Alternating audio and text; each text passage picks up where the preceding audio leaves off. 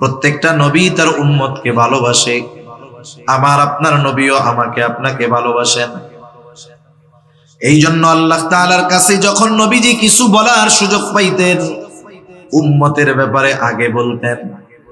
রাসূল সাল্লাল্লাহু আলাইহি ওয়াসাল্লাম যখন মেরাজে গেছে, ওইখানে গিয়েও উম্মতের কথা নবীজি বলেন নাই।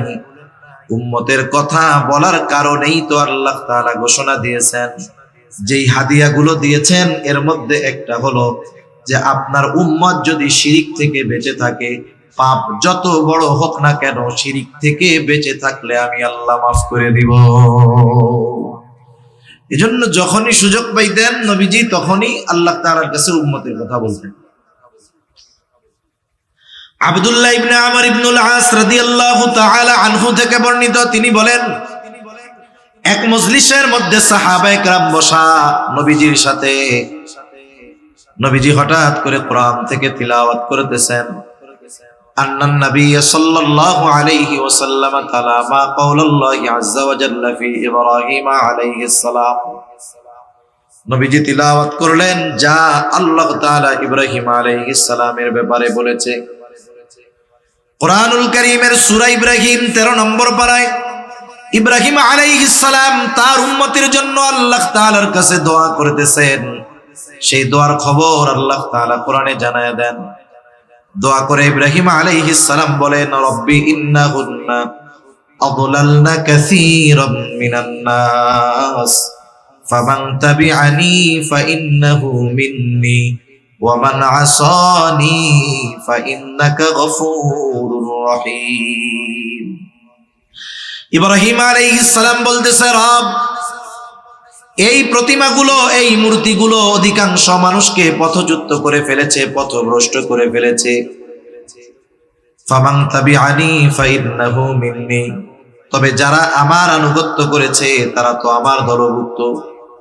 ওয়া মান আসানি, আর যারা আমার আনুগত্য করে নাই, যদিও ইব্রাহিম আলাইহিস সালামের কথা শুনে ঈমান আনে নাই, তথাপিও কিন্তু ইব্রাহিম আলাইহিস সালামের উম্মত। প্রত্যেকটা নবীর তার উম্মতের প্রতি মায়া, মোহাব্বত, ভালোবাসা আছে। উম্মত নেককার হোক আর গুনাহগার হোক, প্রত্যেকটা নবীর তার উম্মতের প্রতি মায়া, মোহাব্বত, ভালোবাসা আছে। ইব্রাহিম আলাইহিস সালামেরও তার উম্মতের উপরে ভালোবাসা আছে, যদিও তারা গুনাহগার, পাপে লিপ্ত। বরং কিছুটা সময় তো এমন হয় যে নেককারের চাইতে যে পাপাচারে লিপ্ত তার জন্য চিন্তা আরো বেশি হয়। কারো সন্তান যদি ভালো থাকে, দুইটা খারাপ থাকে একটা, বলেন তো ওই মা বাবা ভালো দুইটার জন্য চিন্তা বেশি করে নাকি খারাপটার জন্য করে? খারাপটার জন্য চিন্তা করে। যখনই আল্লাহর কাছে দোয়া করে কি বলে? বলে আল্লাহ, মরার আগে যদি আমার এই ছেলেটাও ভালো হয়ে যাইতো, তাহলে মরেও শান্তি পাইতাম। এখন খারাপ ছেলে, কেন ওরে পুলিশে দিয়ে দিক, ওকে ত্যায্য পুত্র করে দিক, ঘর থেকে বাহির করে দিক। কেন দেয় না? বলে যতই খারাপ হোক ওনার সন্তান, ভালোবাসা, মহব্বতের কারণে সন্তানের এই অবস্থার ব্যাপারে তিনি চিন্তিত হন। ঠিক কিনা বলেন? বলেন তো, মা বাবা তার সন্তানকে বেশি ভালোবাসে নাকি নবীরা তার উম্মতকে বেশি ভালোবাসে? একটু বলেন না, কোনো সন্দেহ আছে? কোনো সন্দেহ নেই। ইব্রাহিম আলাইহিস সালাতু ওয়াস সালাম তার গুনাহগার উম্মতের জন্য দোয়া করে বলেন, আল্লাহ, ওয়ামান আসানি ফাইন্নাকা গফুরুর রহিম, যারা আমার আনুগত্য করে নাই, আপনি তো গফুর, আপনি তো রহিম। কেমন যেন ইব্রাহিম আলাইহিস সালাম বলতেছে, আপনি গফুরুর রহিম, আপনি যদি চান আমার ওই গুনাহগার উম্মত গুলাকেও মাফ করে দিতে পারে। وقال عيسى عليه السلام إن تعذبهم فإنهم عبادك وإن تغفر لهم فإنك أنت العزيز الحكيم। ঈসা আলাইহিস সালাম তার উম্মতের জন্য দোয়া করে বলে, ইন তুআযিবহুম ফাইন্নাহুম ইবাদুক, আপনি যদি তাদেরকে আযাব দেন তারা তো আপনারই বান্দা। ওয়া ইন তাগফির লাহুম, আর যদি আপনি তাদেরকে মাফ করে দেন, আপনি তো আজিজ, মহাপরাক্রমশালী, হাকিম, মহাপ্রজ্ঞাময়। আপনি যদি মাফ করে দেন, আপনাকে কেউ জিজ্ঞাসা করবে না কেন মাফ করলেন, কারণ আপনি তো মহাপরাক্রমশালী। কেমন যেন ঈসা আলাইহিস সালাম বলে, আল্লাহ আপনি আমার গুনাহগার উম্মত আর আপনার গুনাহগার বান্দাদেরকে মাফ করে দেন। দুই নবী তার উম্মতের মাগফিরাত চেয়ে, ক্ষমা চেয়ে আল্লাহর কাছে দোয়া করছে। অনেক সময় অনেক জিনিস আমাদের মনে থাকে না, করতে হবে, আরেকজনকে করতে দেখা এটা মনে পড়ে যায়, হয় না এরকম? বাজারে গেছেন, একটা জিনিস কিনবেন, মনে নাই, চলে আসতেছেন, আরেকজন যখন কেনে, হায় রে আমারও তো কেনার দরকার। নবীজি সাল্লাল্লাহু আলাইহি ওয়াসাল্লাম যখন দুই নবীর এইরকম আবেগপূর্ণ দোয়া তিলাওয়াত করলেন, আমার আপনার নবীর তার উম্মতের প্রতি মায়া মোহাব্বত ভালোবাসার ঢেউ উতলিয়া উঠল। এইবার নবীজিও তার উম্মতের জন্য আল্লাহ তাআলার কাছে দোয়া করে। বর্ণনাকারী বলেন, ফারাফা ইয়াদাই ওয়া ক্বালা আল্লাহুম্মা উম্মতি উম্মতি ওয়া বাকা।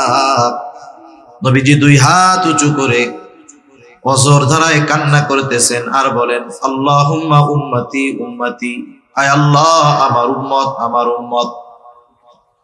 আর কিছুই নবীজি বলেন না, শুধু কান্না করতেছেন দুই হাত উঁচু করে আর বলেন, আমার উম্মত আমার উম্মত আমার উম্মত। আল্লাহ তাআলা জিবরাইল আলাইহিস সালামকে বলে, যাও মুহাম্মদ কেন কান্না করে, কান্নার কারণ জিজ্ঞাসা করো। জিবরাইল আলাইহিস সালাম চলে আসছে, এসে বলে, আপনি কেন কান্না করেন, যদিও আপনার কান্নার কারণ আল্লাহ তাআলা জানেন। এরপরেও তিনি শুনতে চান, জানতে চান কেন কান্না করেন।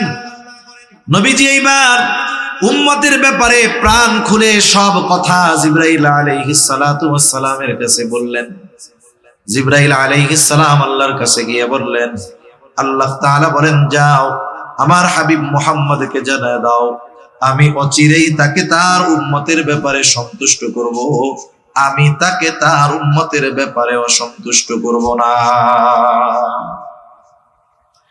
নবীজি যখনই সুযোগ পাইতেন উম্মতের প্রতি তার দরদ মায়া মোহাব্বত কেমন এর বহিঃপ্রকাশ ঘটাইতেন। নবীজি কিয়ামত পর্যন্ত যত উম্মত দুনিয়ায় আসবে সকলের প্রতি ভালোবাসার বার্তা নবীজি পৌঁছায় গেছেন। সুবহানাল্লাহ বলেন না? রাসূল আকরাম সাল্লাল্লাহু আলাইহি ওয়াসাল্লাম একদিন বলতেছে, সাহাবায়ে কেরামের সাথে নবীজি বলেন, আমার ভাইদেরকে দেখতে মন চায়। সাহাবায়ে কেরাম বলে, ইয়া রাসূলুল্লাহ আমরা কি আপনার ভাই নই? নবীজি বলেন, না, তোমরা হইলা আমার সাথী, তাহলে আপনার ভাই কারা? নবীজি বলেন, আমার পরে যারা আমাকে না দেখে ঈমান আনবে তারাই হলো আমার ভাই। দয়াময় আল্লাহ রাব্বুল আলামিনের দরবারে অগণিত শুকর যে মহান মালিক আমাদের হায়াতে বরকত দিয়ে সুস্থ রেখে দীর্ঘ রাত অবধি বিজ্ঞ উলামায়ে কেরামের জবান থেকে বহুত গুরুত্বপূর্ণ কথা শ্রবণ করবার, আমাকেও আপনাদের খেদমতে কিছু কথা বলবার সুযোগ যে মহান মালিক দান করেছেন, সে মহান মানিবকে খুশি করার জন্য মহব্বতের সাথে জবান খুলে অন্তর থেকে আমরা একবার কালিমাতুশ শুকর পাঠ করি, আলহামদুলিল্লাহ। অগণিত দুরূদ ও সালাম সাইয়্যিদুল আম্বিয়া আশরাফুল আম্বিয়া খাতামুল আম্বিয়া ইমামুল মুরসালিন রাহমাতুল লিল আলামিন মুহাম্মাদুর রাসূলুল্লাহ সাল্লাল্লাহু আলাইহি ওয়াসাল্লামের উপর। আপনারা নিশ্চয়ই অবগত আছেন যে আজকে শাবান মাসের 6 তারিখ। যখন রজব মাসের আগমন ঘটতো রাসূল আকরাম সাল্লাল্লাহু আলাইহি ওয়াসাল্লাম তখন থেকেই দোয়া শুরু করতেন, আল্লাহুম্মা বারিক লানা ফি রজব ওয়া শাবান ওয়া বাল্লিগনা রমাদান। আল্লাহ তাআলার কাছে দোয়া করতেন যে আমাদের রজব এবং শাবানের বরকত দান করেন এবং আমাদেরকে রমজান পর্যন্ত পৌঁছায়া দেন। একটা মানুষ একটা জিনিস পাওয়ার কামনার মাধ্যমেই বোঝা যায় যে এই জিনিসটা কেমন দামি এক জিনিস। রাসূল আকরাম সাল্লাল্লাহু আলাইহি ওয়াসাল্লাম আল্লাহ তাআলার কাছে যেটা চাইবেন বুঝতে হবে ওটা অন্যতম দামি এক জিনিস, ঠিক কিনা বলেন? সেজন্য এই রমজান, এই রোজা, এটা অন্যতম দামি এক জিনিস। রমজান মাস, হায়াত মৌতের কথা তো বলা যায় না। আমরাও আল্লাহ তাআলার কাছে সব সময় এই দোয়াটা করব যে আল্লাহ আপনি আমাদেরকেও রমজান পর্যন্ত কমপক্ষে আমাদের হায়াতটাকে আপনি বাড়ায় দেন। সকলে বলি আমিন। আবার যখন শাবান মাস আসতো, রাসূল সাল্লাল্লাহু আলাইহি ওয়াসাল্লাম হাদিসের মধ্যে আসছে, নবীজি বলেন, আহসু হেলালা শাবান আলি রমাদান, তোমরা রমজানের প্রস্তুতির জন্য শাবানের চাঁদ বা শাবানের তারিখ গণনা করো।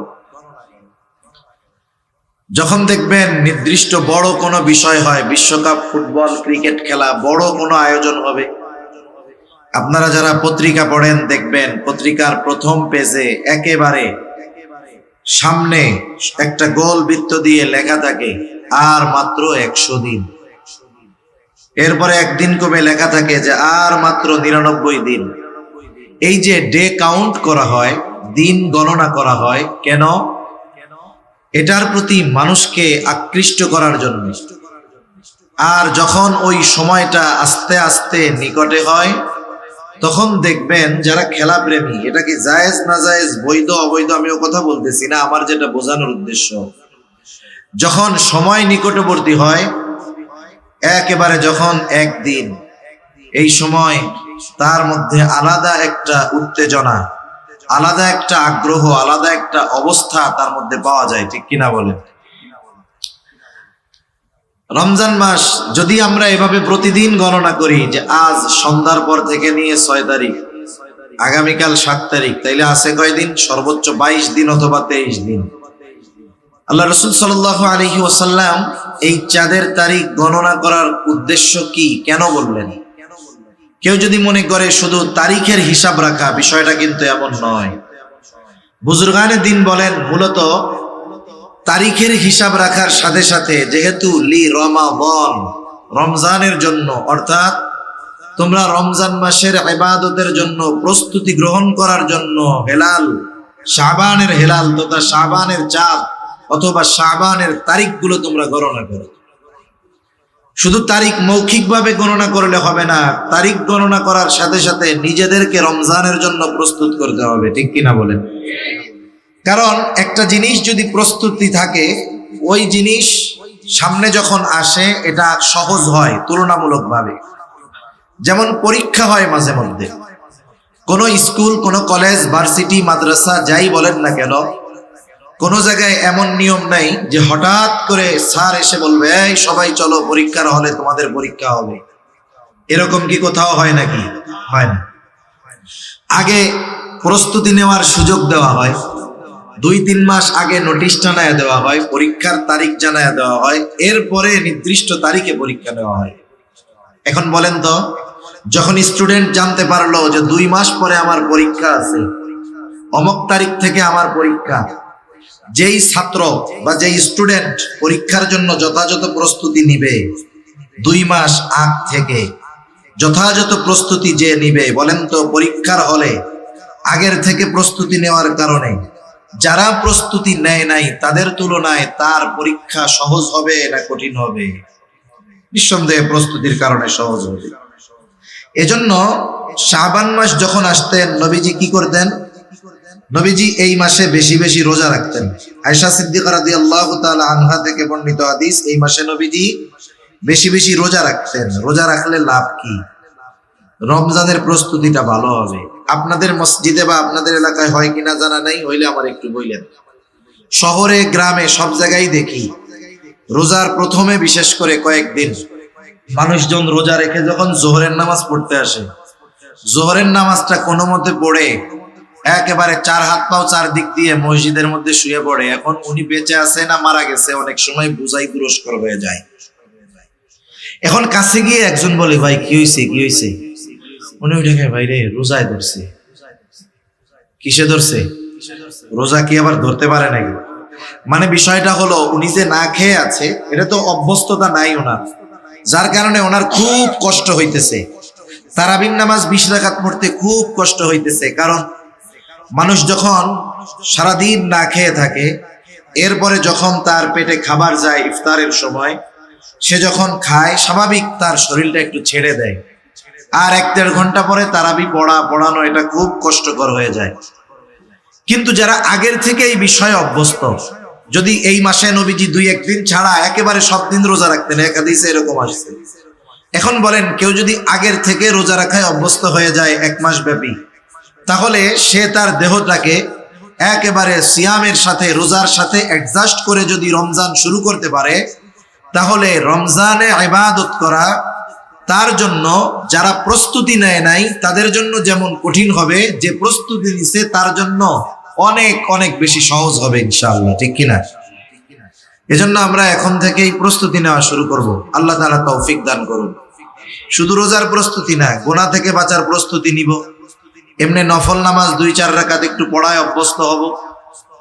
তাহলে আশা করা যায় আমাদের রমজানটা বেহুদা কাটবে না। আমরা অনেকে মনে করি যে রোজার মাস না খেয়ে থাকার নামই মনে হয় রোজা। রাসূল আকরাম সাল্লাল্লাহু আলাইহি ওয়াসাল্লাম বলেন, অনেকে রোজা রাখে এটা শুধু না খেয়ে থাকাই হয়, কিন্তু একজন রোজাদারের জন্য হাদিসের মধ্যে আল্লাহ তাআলার পক্ষ থেকে যেই সমস্ত পুরস্কারের কথা নবীজি বর্ণনা করেছেন, ওই সমস্ত পুরস্কার একজন রোজাদার যদি পরিপূর্ণ রোজার হক আদায় না করে তাহলে সে বঞ্চিত হয়ে যায়। যেমন পরীক্ষা 100-র মধ্যে 33 পেলে পাস, ঠিক না? যদি আপনি একেবারে সবাইকে ইনক্লুড করেন পাশের মধ্যে, তাহলে যে 33 পেয়েছে সেও পাস, যে 90 পেয়েছে সেও পাস। কিন্তু বলেন তো 2 পাশের মধ্যে তফাৎ আছে না নাই? তাহলে একজন মানুষ যখন সুবহে সাদিক থেকে নিয়ে একেবারে সূর্যাস্ত পর্যন্ত না খেয়ে থাকবে, ও হলো 33 পেয়ে পাস। 33 পেয়ে যে পাস করে সে মানুষের সামনে পাশের কথা বলতে লজ্জা পায়, এর চাইতেও মনে করে ফেল গেলেই ভালো হইবে। 33 পেয়ে যারা পাস করে এরা মানুষের সামনে নিজের রেজাল্টের কথা বলতে কি পায়? লজ্জা পায়।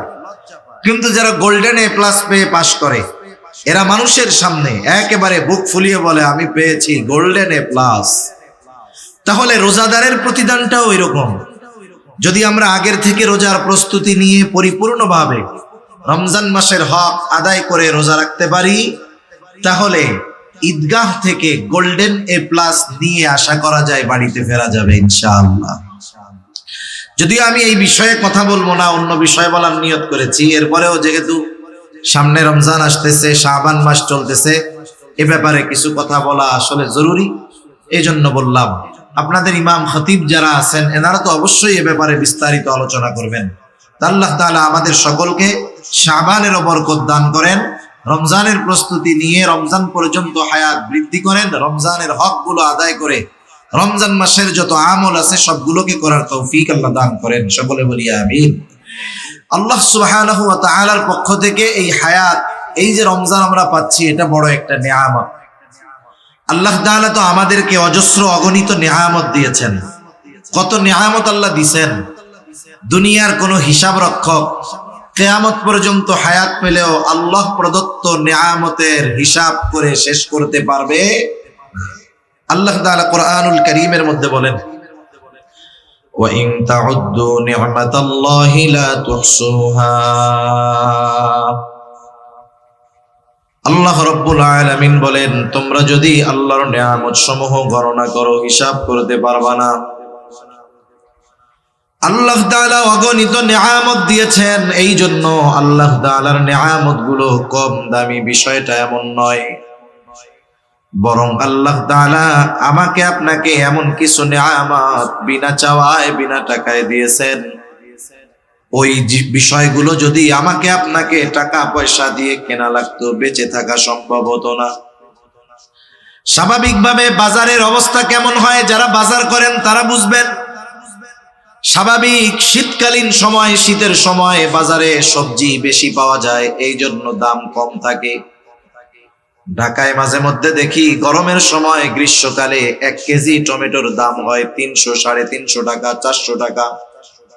কিন্তু যখন শীতকাল আসে, 3, 4, 5, 6 মাসের ব্যবধান, যখন উৎপাদন হয়, চাষ হয়, চাষাবাদ হয় শীতকালে, যেই টমেটো 1 কেজি 400 টাকা দিয়ে কেনা লাগতো সিজনে, সেইটা 1 মনও কেউ 400 টাকা দিয়ে কেনে না। বাজারের সিস্টেম হলো, বাজারে যখন অ্যাভেলেবেল আছে, বেশি আছে, দাম কম। যেটা অ্যাভেলেবেল নয়, কম পাওয়া যায়, সেটার দাম চাহিদার কারণে বেশি।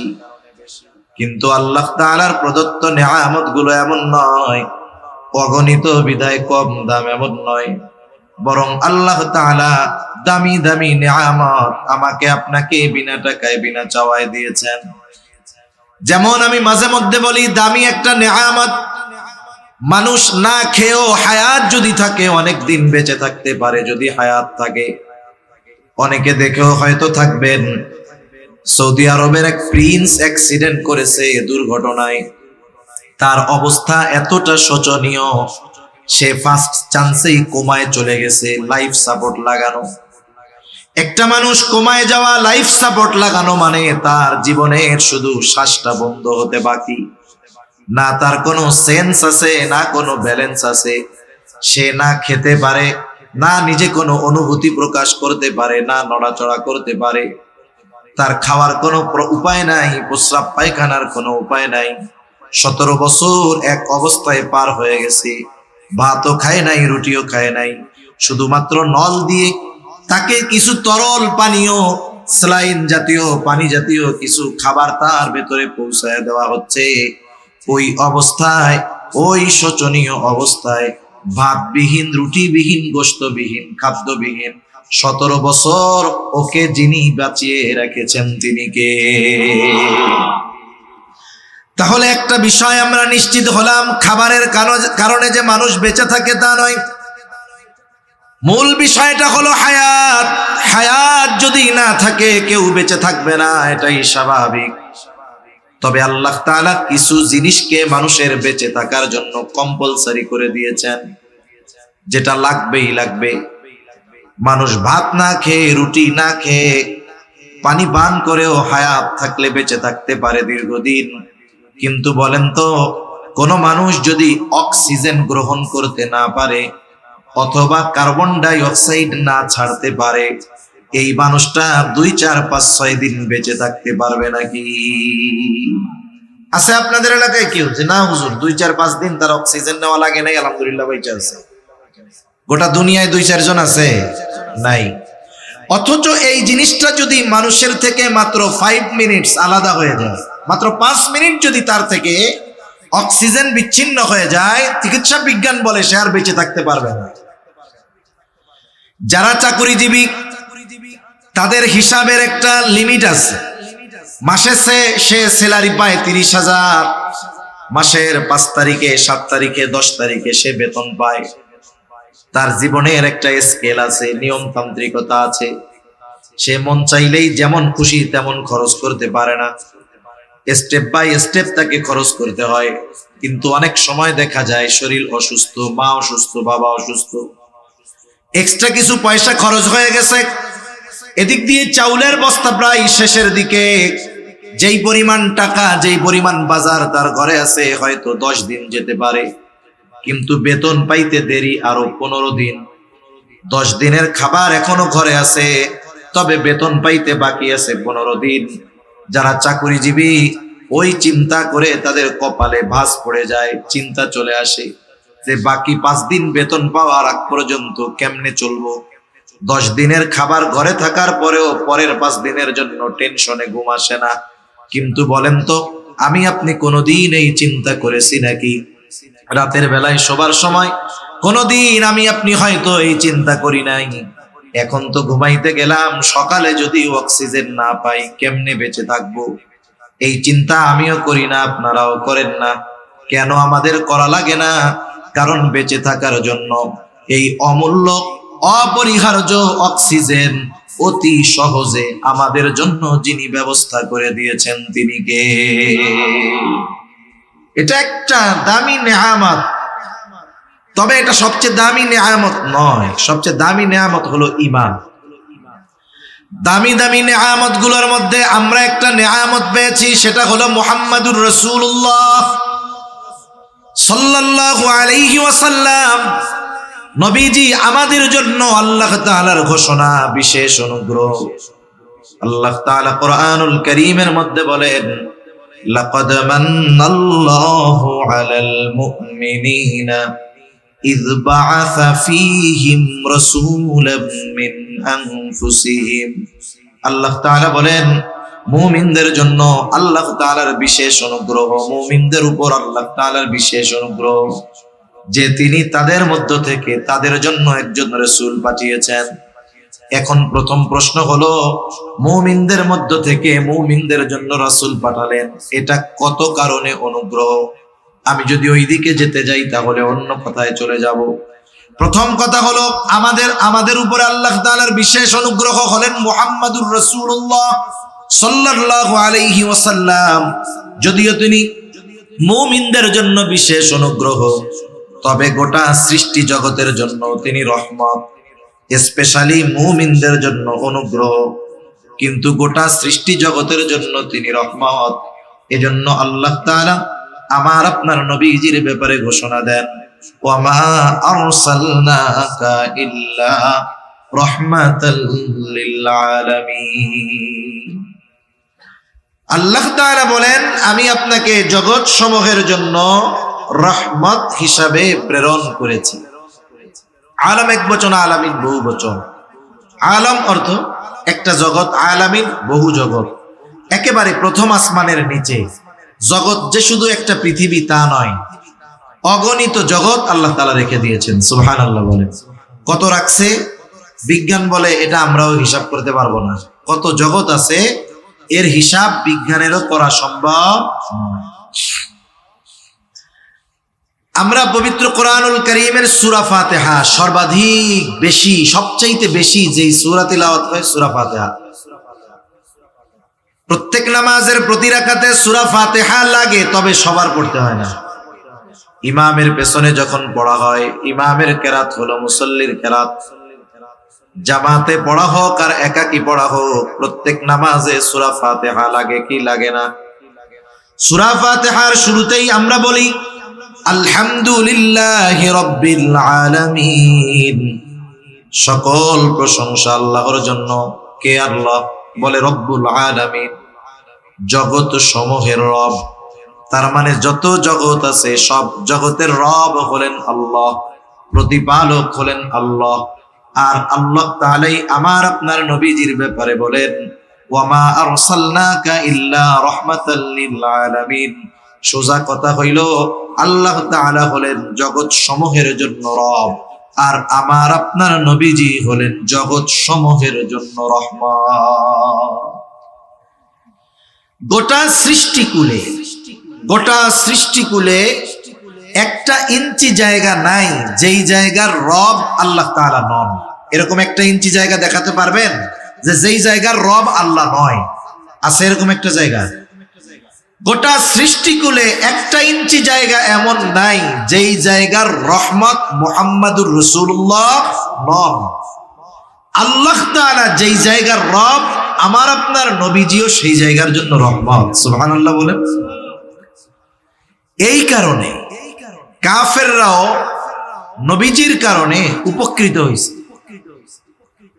চূড়ান্ত পর্যায়ের অবাধ্য হওয়ার পরেও আল্লাহ তাআলা তাদেরকে সমূলে ধ্বংস করে দেন নাই। কাফেররা উপকৃত হয়েছে নবীজি রাহমাতুল লিল আলামিন হওয়ার কারণে। রাসূল আকরাম সাল্লাল্লাহু আলাইহি ওয়াসাল্লাম রাহমাতুল লিল আলামিন। উপকৃত শুধু মুমিনরা হয় না, গোটা সৃষ্টি জগতের সকলেই হয়। আবু জেহেল কাফেরদের সর্দার, নবীজির সামনে এসে, সহিহ মুসলিমের হাদিস, নবীজির সামনে এসে নবীজিকে শোনায়া আল্লাহ তাআলার কাছে দোয়া করে, বলে আল্লাহ, আপনি যদি সত্যই এই কোরআন মুহাম্মাদের উপরে নাজিল করে থাকেন তাইলে আমাদের উপরে পাথর বর্ষণ করেন অথবা যন্ত্রণাদায়ক শাস্তি দেন। নবীজিকে শোনায়া আল্লাহর কাছে দোয়া করতেছে। ওর যদি এই দোয়াটা করতেই মন চাইতো, নবীর সামনে করার কি দরকার ছিল? একাকী আল্লাহর কাছে করলেই তো হইতো। নবীর সামনে বলার কারণ কি? কারণ আছে না নাই?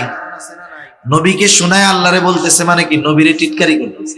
আল্লাহ, আপনি লোক আর পান নাই কোরআন নাজিল করার, এর উপরে করছেন। আমি হইলাম গোত্রপতি, সর্দার, নেতা, আমার এত লোকজন আছে, টাকা পয়সা আছে, আপনি কোরআন আমার উপরে নাজিল করবেন, লোক আর পান নাই, ওই মুহাম্মাদের উপরে করছেন। মানে খোসা দিয়া টিটকারি করে ছোট বানানো, নবীজিকে কথার দ্বারা আঘাত করে কষ্ট দেওয়া হলো মূল উদ্দেশ্য। না হলে কেউ চায় না যে তার উপরে আযাব আসুক। আবু জেহেল যখন আল্লাহর কাছে বলতেছে যে আপনি আমারে পাথর বর্ষণ করেন, নাইলে যন্ত্রণাদায়ক শাস্তি দেন, কি মনে হয় আজরাইল যদি আইসা বলতো তোর মরতে মন চায়, আয় তোরে সাইজ করি, তখন কি কইতো? দূর, এমনি এমনি কইছি। তখন আর মরতে চাইতো না, তখন বলতো কি যে এটা এমনি এমনি বলছি। আমাদের সমাজে কিছু মানুষ আছে, মানুষ আসলে সমাজে কেউ কারো শত্রু হইতে শত্রুতা করা লাগে না। আমার সাথে আপনার সাথে, আপনার সাথে অন্যের সাথে কোনোদিন কোনো মুখ কালাকালি হয় নাই, ওই লোকটাও আপনার শত্রু হয়ে যাইতে পারে। যেই রোগের কারণে হয় সেই রোগের নাম হলো হিংসা। সেই রোগের নাম কি? হিংসা। দেখা গেল ওই ব্যক্তির চাইতে আল্লাহ তাআলা আপনাকে সম্মানিত করছে বেশি, সম্পদ দিছে বেশি। আগে আপনার ওই লোকের কাছে আপনি মুখাপেক্ষী ছিলেন দুনিয়ার হিসাবে, আল্লাহ তাআলা এখন আপনার এত বড় বানায় দিছে যে মানুষ আপনাকে মহব্বত করে, ভালোবাসে। সমাজের অনেক মানুষের দুশ্মন হওয়ার জন্য আপনার আর কোনো কিছু লাগবে না। এই অগ্রগতি, উন্নতি, সমৃদ্ধি অন্য 10 জনের হিংসার কারণ হয়ে দাঁড়াবে, ঠিক কিনা বলেন? এমনি এমনিই মনে মনে আপনার শত্রু মনে হবে। সমাজের অবস্থা হলো এইরকম। এখন অনেক সময় এরকম হয়, মনে করেন একজনের ছেলে, একটা মানুষ গরিব, অসহায়, দরিদ্র, একেবারে তার কিছুই নাই। লোকটার ছেলে লেখাপড়া করেছে, পরিশ্রম করেছে, বিসিএস ক্যাডার হয়েছে, বড় অফিসার হয়ে গেছে, এলাকার মধ্যে সে সবচাইতে সম্মানিত তখন। অথচ এই সম্মানিত ব্যক্তির বাবা এক সময় আর একজনের বাড়িতে কাজ কাম করছে। এখন মানুষেরা বলা বলি করে, দেখছো অমুক চাচা এত কষ্ট করতো, মানুষের বাড়িতে কাজকর্ম করতো, আল্লাহ তাআলা তার দিকে তাকাইছে, ছেলেটা বড় অফিসার, এখন আর চাচার কষ্ট হবে না, আমাদের গ্রামের সবচাইতে বড় চাকরিজীবী। এখন এই যে গরিব মানুষের উন্নতি, এটা কি সবার ভালো লাগবে নাকি? ভালো লাগবে না। এখন ওই যে যার বাড়িতে ওই ছেলের বাবা কাজ করতো, এখন মনের মধ্যে হিংসা চলে আসছে, আরে এতকাল আমার বাড়িতে কাজ করছে, এখন তো আমার তারে সার সার বলা লাগবে। এবার যে বলতেছে, কি বলা বলি করতেছো, কি হয়েছে এখানে? বলে, চাচা শুনেন নাই অমুকের ছেলে বড় অফিসার হয়ে গেছে। এখন কি বলে? আমাদের গ্রাম অঞ্চলে বলে, অমুকের ছেলে এই হয়ে গেছে, আয় আল্লাহ, কিয়ামতের আর বাকি নাই, এ খবর শোনার আগে মরলাম না কেন? এরকম বলার লোক তো আলহামদুলিল্লাহ এদিকে নাই। আপনাদের ভাষায় বা আপনাদের ল্যাঙ্গুয়েজে বলবে, আছে তো? এখন বলেন তো, ওই টাইমে আজরাইল আইসা যদি বলে এত মরতে মন চায় চলেন, তাহলে বলবে আস্তাগফিরুল্লাহ, তো এমনি কইছি, সত্যি সত্যি কি মরতে চাইছি নাকি? এখন এই যে কথাটা বললো, ওর এই খবর শোনার আগে আমি মরলাম না কেন, মূলত ওই ব্যক্তিকে তিরস্কার করা, ছোট করা, লজ্জা দেওয়া, এটা মূল উদ্দেশ্য। নবীজিকে এই কথা বলছে, নবীজির অন্তরে একটু কষ্ট লাগছে না? কষ্ট লাগছে। নবীজি কোনো জবাব দেয় নাই। নবীজিকে কষ্ট দিবে আর আল্লাহ তাআলা কিছু বলবে না, এটা তো হইতে পারে না। জবাব পাঠায় দিছেন আল্লাহ। কে জবাব দিছে?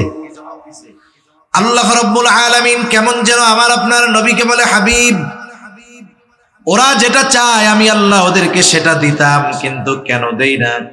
আপনার কারণে দেই না। আল্লাহ তাআলা বলেন, ওয়ামা কানাল্লাহু লিয়ুআযযিবাহুম ওয়া আনতা ফীহিম।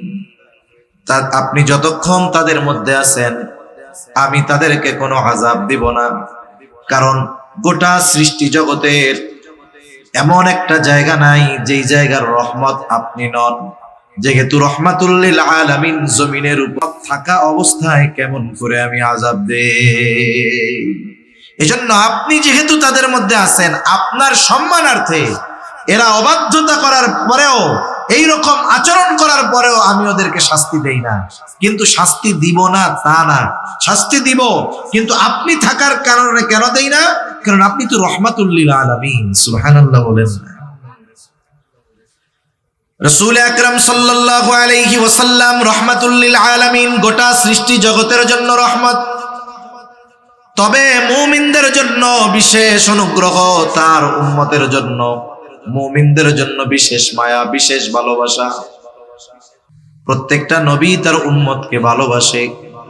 আমার আপনার নবীও আমাকে আপনাকে ভালোবাসেন। এই জন্য আল্লাহ তাআলার কাছে যখন নবীজি কিছু বলার সুযোগ পাইতেন, উম্মতের ব্যাপারে আগে বলতেন। রাসূল সাল্লাল্লাহু আলাইহি ওয়াসাল্লাম যখন মেরাজে গেছে, ওইখানে গিয়েও উম্মতের কথা নবীজি বলেন নাই। উম্মতের কথা বলার কারণেই তো আল্লাহ তাআলা ঘোষণা দিয়েছেন, যেই হাদিয়াগুলো দিয়েছেন এর মধ্যে একটা হলো যে আপনার উম্মত যদি শিরিক থেকে বেঁচে থাকে, পাপ যত বড় হোক না কেন, শিরিক থেকে বেঁচে থাকলে আমি আল্লাহ মাফ করে দিব। এজন্য যখনই সুযোগ পাইতেন নবীজি তখনই আল্লাহ তাআলার কাছে উম্মতের কথা বলতেন। আব্দুল্লাহ ইবনে আমর ইবনুল আস রাদিয়াল্লাহু তাআলা আনহু থেকে বর্ণিত, তিনি বলেন, এক মজলিসের মধ্যে সাহাবায়ে কেরাম বসা নবীজির সাথে। নবীজি হঠাৎ করে কোরআন থেকে তিলাওয়াত করতেছেন। আন্নান নবী সাল্লাল্লাহু আলাইহি ওয়াসাল্লাম তালামা কাওলাল্লাহি আযজা ওয়া জাল্লা ফি ইব্রাহিম আলাইহিস সালাম। নবীজি তিলাওয়াত করলেন যা আল্লাহ তাআলা ইব্রাহিম আলাইহিস সালামের ব্যাপারে বলেছে। কোরআনুল কারীমের সূরা ইব্রাহিম 13 নম্বর পারায় ইব্রাহিম আলাইহিস সালাম তার উম্মতের জন্য আল্লাহ তাআলার কাছে দোয়া করতেছেন। সেই দোয়ার খবর আল্লাহ তাআলা কোরআনে জানায় দেন। দোয়া করে ইব্রাহিম আলাইহিস সালাম বলেন, রব্বি ইন্নাহুন্না আদলালনা কাসীরাম মিনান নাস ফামান তাবিআনি ফাইন্নাহু মিন্নি ওয়া মান আসানি ফাইন্নাকা গফুরুর রহিম। ইব্রাহিম আলাইহিস সালাম বলতেছে, রব, এই প্রতিমাগুলো, এই মূর্তিগুলো অধিকাংশ মানুষকে পথচ্যুত করে ফেলেছে, পথভ্রষ্ট করে ফেলেছে। ফামান তাবিআনি ফাইন্নাহু মিন্নি, তবে যারা আমার আনুগত্য করেছে তারা তো আমার দলভুক্ত। ওয়া মান আসানি, আর যারা আমার আনুগত্য করে নাই, যদিও ইব্রাহিম আলাইহিস সালামের কথা শুনে ঈমান আনে নাই, তথাপিও কিন্তু ইব্রাহিম আলাইহিস সালামের উম্মত। প্রত্যেকটা নবীর তার উম্মতের প্রতি মায়া, মোহাব্বত, ভালোবাসা আছে। উম্মত নেককার হোক আর গুনাহগার হোক, প্রত্যেকটা নবীর তার উম্মতের প্রতি মায়া, মোহাব্বত, ভালোবাসা আছে। ইব্রাহিম আলাইহিস সালামেরও তার উম্মতের উপরে ভালোবাসা আছে, যদিও তারা গুনাহগার, পাপে লিপ্ত। বরং কিছুটা সময় তো এমন হয় যে নেককারের চাইতে যে পাপাচারে লিপ্ত তার জন্য চিন্তা আরো বেশি হয়। কারো সন্তান যদি ভালো থাকে দুইটা, খারাপ থাকে একটা, বলেন তো ওই মা বাবা ভালো দুইটার জন্য চিন্তা বেশি করে নাকি খারাপটার জন্য করে? খারাপটার জন্য চিন্তা করে। যখনই আল্লাহর কাছে দোয়া করে কি বলে? বলে আল্লাহ, মরার আগে যদি আমার এই ছেলেটাও ভালো হয়ে যাইতো তাহলে মরেও শান্তি পাইতাম। এখন খারাপ ছেলে, কেন রে পুলিশে দিয়ে দিক, ওকে ত্যায্য পুত্র করে দিক, ঘর থেকে বাহির করে দিক। কেন দেয় না? বলে যতই খারাপ হোক ওনার সন্তান, ভালোবাসা, মহব্বতের কারণে সন্তানের এই অবস্থার ব্যাপারে তিনি চিন্তিত হন। ঠিক কিনা বলেন? বলেন তো, মা বাবা তার সন্তানকে বেশি ভালোবাসে নাকি নবীরা তার উম্মতকে বেশি ভালোবাসে? একটু বলেন না, কোনো সন্দেহ আছে? কোনো সন্দেহ নেই। ইব্রাহিম আলাইহিস সালাতু ওয়াস সালাম তার গুনাহগার উম্মতের জন্য দোয়া করে বলেন, আল্লাহ, ওয়ামান আসানি ফাইন্নাকা গফুরুর রহিম, যারা আমার আনুগত্য করে নাই আপনি তো গফুর, আপনি তো রহিম। কেমন যেন ইব্রাহিম আলাইহিস সালাম বলতেছে, আপনি গফুরুর রহিম, আপনি যদি চান আমার ওই গুনাহগার উম্মত গুলাকেও মাফ করে দিতে পারে। وقال عيسى عليه السلام إن تعذبهم فإنهم عبادك وإن تغفر لهم فإنك أنت العزيز الحكيم। ঈসা আলাইহিস সালাম তার উম্মতের জন্য দোয়া করে বলে, ইন তুআযিবহুম ফাইন্নাহুম ইবাদুক, আপনি যদি তাদেরকে আযাব দেন তারা তো আপনারই বান্দা। ওয়া ইন তাগফির লাহুম, আর যদি আপনি তাদেরকে মাফ করে দেন, আপনি তো আজিজ, মহাপরাক্রমশালী, হাকিম, মহাপ্রজ্ঞাময়। আপনি যদি মাফ করে দেন আপনাকে কেউ জিজ্ঞাসা করবে না কেন মাফ করলেন, কারণ আপনি তো মহাপরাক্রমশালী। কেমন যেন ঈসা আলাইহিস সালাম বলে, আল্লাহ, আপনি আমার গুনাহগার উম্মত আর আপনার গুনাহগার বান্দাদেরকে মাফ করে দেন। দুই নবী তার উম্মতের মাগফিরাত চেয়ে, ক্ষমা চেয়ে আল্লাহর কাছে দোয়া করছে। অনেক সময় অনেক জিনিস আমাদের মনে থাকে না, করতে হবে, আর একজনকে করতে দেখা এটা মনে পড়ে যায়, হয় না? এরকম বাজারে গেছেন, একটা জিনিস কিনবেন, মনে নাই, চলে আসতেছেন, আর একজন যখন কেনে, হায় রে আমারও তো কেনার দরকার।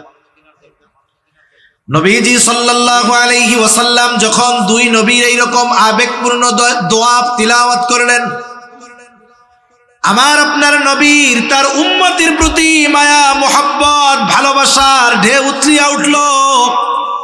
এইবার নবীজিও তার উম্মতের জন্য আল্লাহ তাআলার কাছে দোয়া করে। বর্ণনাকারী বলেন, ফারাফা ইয়াদাই ওয়া ক্বালা আল্লাহুম্মা উম্মতি উম্মতি ওয়া বাকা। নবীজি দুই হাত উঁচু করে অজর ধারায় কান্না করতেছেন আর বলেন, আল্লাহুম্মা উম্মতি উম্মতি, আয় আল্লাহ আমার উম্মত আমার উম্মত। আর কিছুই নবীজি বলেন না, শুধু কান্না করতেছেন দুই হাত উঁচু করে আর বলেন, আমার উম্মত আমার উম্মত আমার উম্মত। আল্লাহ তাআলা জিবরাইল আলাইহিস সালামকে বলে, যাও মুহাম্মদ কেন কান্না করে, কান্নার কারণ জিজ্ঞাসা করো। জিবরাইল আলাইহিস সালাম চলে আসছে, এসে বলে, আপনি কেন কান্না করেন, যদিও আপনার কান্নার কারণ আল্লাহ তাআলা জানেন। এরপরেও তিনি শুনতে চান, জানতে চান কেন কান্না করেন। নবীজি এইবার উম্মতের ব্যাপারে প্রাণ খুলে সব কথা জিবরাইল আলাইহিস সালাতু ওয়াস সালামের কাছে বললেন। জিবরাইল আলাইহিস সালাম আল্লাহর কাছে গিয়ে বললেন, আল্লাহ তাআলা বলেন, যাও আমার হাবিব মুহাম্মদকে জানায় দাও, আমি অচিরেই তাকে তার উম্মতের ব্যাপারে সন্তুষ্ট করব, আমি তাকে তার উম্মতের ব্যাপারে অসন্তুষ্ট করব না। নবীজি যখনই সুযোগ পাইতেন উম্মতের প্রতি তার দরদ মায়া মোহাব্বত কেমন এর বহিঃপ্রকাশ ঘটাইতেন।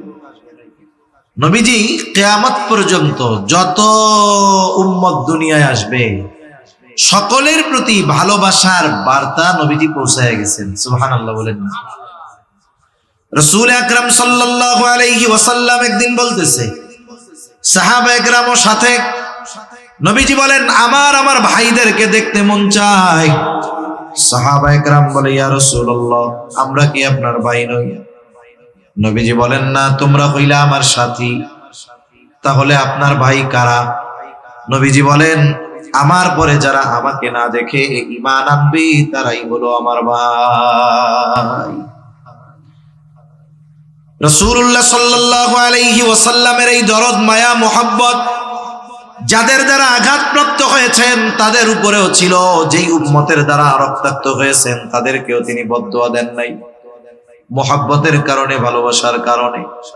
নবীজি যখন তায়েফে গেছে, মক্কার মানুষ ঈমান আনে না, নবীজির কথা শোনে না। নবীজি চলে গেছেন তায়েফ। তায়েফে গিয়া দাওয়াত দিচ্ছেন, বলো লা ইলাহা ইল্লাল্লাহ তুফলিহু, বলো লা ইলাহা ইল্লাল্লাহ, তোমরা সফল হয়ে যাইবা। রাসূল আকরাম সাল্লাল্লাহু আলাইহি ওয়াসাল্লামের সাথে হযরত যায়েদ রাদিয়াল্লাহু তাআলা কাফেররা দলবদ্ধভাবে নবীজিকে পাথর নিক্ষেপ করা শুরু করলো। এক দল যদি একসাথে পাথর মারে, মোটামুটি এটাকে পাথর বৃষ্টি বলা যায়। নবীজির গায়ে আঘাত করতেছে, পাথরগুলো পড়ে। হযরত যায়েদ রাদিয়াল্লাহু তাআলা আনহু একা ঠেকায়া পারেন না, নবীজির গা দিয়ে রক্ত বেয়ে বেয়ে পড়তেছে। কি পরিমাণ রক্ত নবীজির গা দিয়ে পড়েছে, কি পরিমাণ ক্ষত নবীজির গায়ে হয়েছে। আয়েশা সিদ্দিকা রাদিয়াল্লাহু তাআলা আনহা নবীজির গায়ে দাগ দেখে বলতেছে, ইয়া রাসূলুল্লাহ, আপনার কি কখনো বসন্ত হয়েছিল নাকি? নবীজি বলেন, না, বসন্ত হয় নাই। তাহলে দাগ দাগ দেখা যায়, এগুলো কিসের দাগ? নবীজি বলেন, আয়েশা, তায়েফে যখন দাওয়াত দিতে গিয়েছিলাম, তায়েফের মানুষ আমাকে যেই পাথর নিক্ষেপ করেছিল, এইগুলো হলো তাদের নিক্ষিপ্ত পাথরের আঘাতের দাগ। তার মানে পাথরগুলো শুধু বড় ছিল না, ধারালো ছিল। রাসূল আকরাম সাল্লাল্লাহু আলাইহি ওয়াসাল্লামের দেহ বেয়ে বেয়ে রক্ত পড়তেছে, গায়ের পোশাক পরিপূর্ণ ভিজে গেছে। এবার রক্ত বেয়ে বেয়ে জুতার মধ্যে ঢুকতেছে। এত পরিমাণ রক্ত, জুতার মধ্যে রক্ত শুকায়া জুতা পায়ের সাথে আটকে গেছে। স্বাভাবিক আমরা যখন ব্লাড ডোনেট করি, অনেক সময় 100 গ্রাম 150 গ্রাম রক্ত দেহ থেকে বের করে, 200 গ্রাম। অনেকে 2-3 ঘন্টা উঠতে পারে না, নড়তে পারে না। নবীজির গা বেয়ে রক্ত পড়েছে। পড়ন্ত বিকালে নবীজি সাল্লাল্লাহু আলাইহি ওয়াসাল্লাম একটা আঙ্গুর বাগানের পাশে গিয়ে একটু বিশ্রাম নিচ্ছেন। ইতিমধ্যে জিবরাইল আলাইহিস সালাতু ওয়াস সালাম হাজির, এসে বলে, ইয়া রাসূলুল্লাহ, এই কওম আপনার সাথে কেমন আচরণ করেছে আল্লাহ তাআলা সব দেখছে। আমি আজকে একা আসি নাই, আমার সাথে নতুন একজন ফেরেশতা পাঠানো হয়েছে যে ইতিপূর্বে আপনার কাছে আসে নাই। নবীজি এবার বলেন, ওই ফেরেশতা আমার সামনে আসলো, আমাকে এসে সালাম দিল, আসসালাতু ওয়াসসালামু আলাইকা ইয়া রাসূলুল্লাহ। সালাম দেওয়ার পরে বলতেছে, আপনার কওম আপনার সাথে কেমন আচরণ করেছে আল্লাহ তাআলা দেখেছে। আল্লাহ তাআলা আমাকে আপনার নিকটে পাঠিয়েছেন আপনার আদেশ পালন করার জন্য।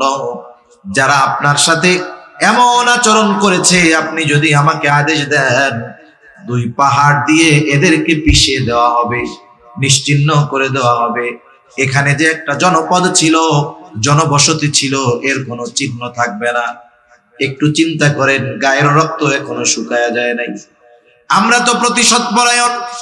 10 বছর আগে কেউ যদি আমাকে কথার দ্বারাও কষ্ট দিয়ে থাকে, 10 বছর পরে যদি আমি একটু পাওয়ার পাই, ক্ষমতা পাই, আমি আমার পাওয়ার ক্ষমতাকে কাজে লাগিয়ে ওই 10 বছর আগের কথার প্রতিশোধটাও তুলে নেওয়ার চেষ্টা করি। আমরা অনেক প্রতিশোধ পরায়ণ মানুষ। যদি ক্ষমার মহানুভবতা, ক্ষমার গুণ আমরা যদি অর্জন করতে পারতাম, প্রতিশোধের নেশা যদি অন্তর থেকে দূর করতে পারতাম, এই সমাজটা আরো অনেক সুন্দর হয়ে যেত। ছোট ছোট বিষয়ে আমরা প্রতিশোধ নেই। মানুষ তো ছোট ছোট বিষয়ে মানুষকে খুন করে ফেলতেছে। জামানা তো এরকম। কয়েকদিন আগে এক খবরে দেখলাম, এক দোকানদার বাকি পায়, দোকানদার পাওনা চাইতেই পারে, 5 টাকা না 10 টাকা পায়। এটা কেন চাইলো ওনার কাছে? ওনার পাওয়ার আছে। এটাকে কেন্দ্র করে কথা কাটাকাটি, দ্বন্দ্ব, এক সময় তাকে মেরেই ফেলেছে। অবস্থাটা চিন্তা করে দেখুন। আল্লাহু আকবার। সেজন্য প্রতিশোধ পরায়ণ ছিলেন না আমার আপনার নবী। কাফেরদের ব্যাপারেও নবীজি প্রতিশোধ পরায়ণ ছিলেন না। নবীজির কাছে যারাই ক্ষমা চেয়েছে, নবীজি মাফ করে দিয়েছে। যখন মক্কা বিজয় হলো, মক্কা বিজয় যখন হইছে, কাফেররা মনে করছে মক্কার অলিগলি রক্তের স্রোত বহমান হবে। অলিগলি রাসূল আকরাম সাল্লাল্লাহু আলাইহি ওয়াসাল্লাম সাধারণ ক্ষমা ঘোষণা করে দিলেন। যারা হারাম বাইতুল্লাহর মধ্যে থাকবে নিরাপদ, আবু সুফিয়ানের ঘরে যারা থাকবে নিরাপদ। এই নির্দেশনার আগে খালিদ বিন ওয়ালিদ রাদিয়াল্লাহু তাআলা আনহু ঢুইকা গেছে। ওই সময় কয়েকজনকে হত্যা করা হয়ে গেছে। ওটা বাদ। তবে নবীজির নির্দেশনা ছিল এইটা, কয়েকজন ব্যতীত ছাড়া তাদের ব্যাপারে ঘোষণা দেওয়া হয়েছিল, এরা যদি কাবার গেলাপ ধরে ঝুলেও থাকে, এদেরকে ক্ষমা করা হবে না। মোস্ট ওয়ান্টেড আসামি, যেখানে পাওয়া হবে সেখানেই হত্যা করা হবে। এদের মধ্যে অন্যতম একজন ছিল ওয়াহশী। এই ওয়াহশী উহুদের যুদ্ধে রাসূল আকরাম সাল্লাল্লাহু আলাইহি ওয়াসাল্লামের চাচা হামজা রাদিয়াল্লাহু তাআলা আনহুকে নৃশংসভাবে শহীদ করেছে। ওয়াহশী একজনের গোলাম ছিল। বলছে, তুই যদি হামজাকে, আমিরে হামজা রাদিয়াল্লাহু তাআলা আনহু, ওনারে যদি হত্যা করতে পারিস, তোরে মুক্তি দিয়া দিব। ওয়াহশী মুক্তির আশায় রাসূল সাল্লাল্লাহু আলাইহি ওয়াসাল্লামের চাচা হামজা রাদিয়াল্লাহু তাআলা আনহুকে শহীদ করে ফেলল। ওয়াহশীর ব্যাপারে ওয়ারেন্ট, একেবারে মোস্ট ওয়ান্টেড, যে পাবা যেখানে সেখানেই শেষ। কাবার গেলাপ ধরে যদি ঝুলেও থাকে, একে ছেড়ে দেওয়া হবে না। ওয়াহশী এলাকা ছেড়ে চলে গেছে বহুদূর, লুকায়া লুকায়া থাকে, জীবনের ভয়, চিন্তা। আবার একটা সময় এত বড় পাপ করেছে, নিজের মধ্যে অনুশোচনা কাজ করে। ওয়াহশী জানতে পারলো, যদি নবীজির কাছে কোনোভাবে যাওয়া যায়, নবীজির কাছে গিয়ে যদি কোনোভাবে ক্ষমা চাওয়া যায়, নবীজি এমন মহানুভব, তার ক্ষমা এমন, তার কাছে গেলে তিনি মাফ করে দিবে। ওয়াহশী ক্ষমার আশায় লুকায়া লুকায়া চাদর মুড়ি দিয়া নবীজির কাছ পর্যন্ত পৌঁছায় গেছে। নবীজির পাশে আসছে। নবীজি জিজ্ঞাসা করে, কে? বলে, আমি ওয়াহশী। কোন ওয়াহশী? আমার চাচাকে যে হত্যা করেছে, শহীদ করেছে সে। বলে, না। কেন আসছো? বলে, এসেছি ইসলাম গ্রহণ করার জন্য। দেখেন, এখনো তো ইসলাম গ্রহণ করে নাই। সে যে মোস্ট ওয়ান্টেড, নবীজি চাইলে তাকে হত্যা করে ফেলতে পারতেন কি পারতেন না? যেহেতু ইসলাম গ্রহণ করার জন্য আসছে, নবীজি কিছু বলেন নাই, ওয়াহশী ইসলাম গ্রহণ করলো।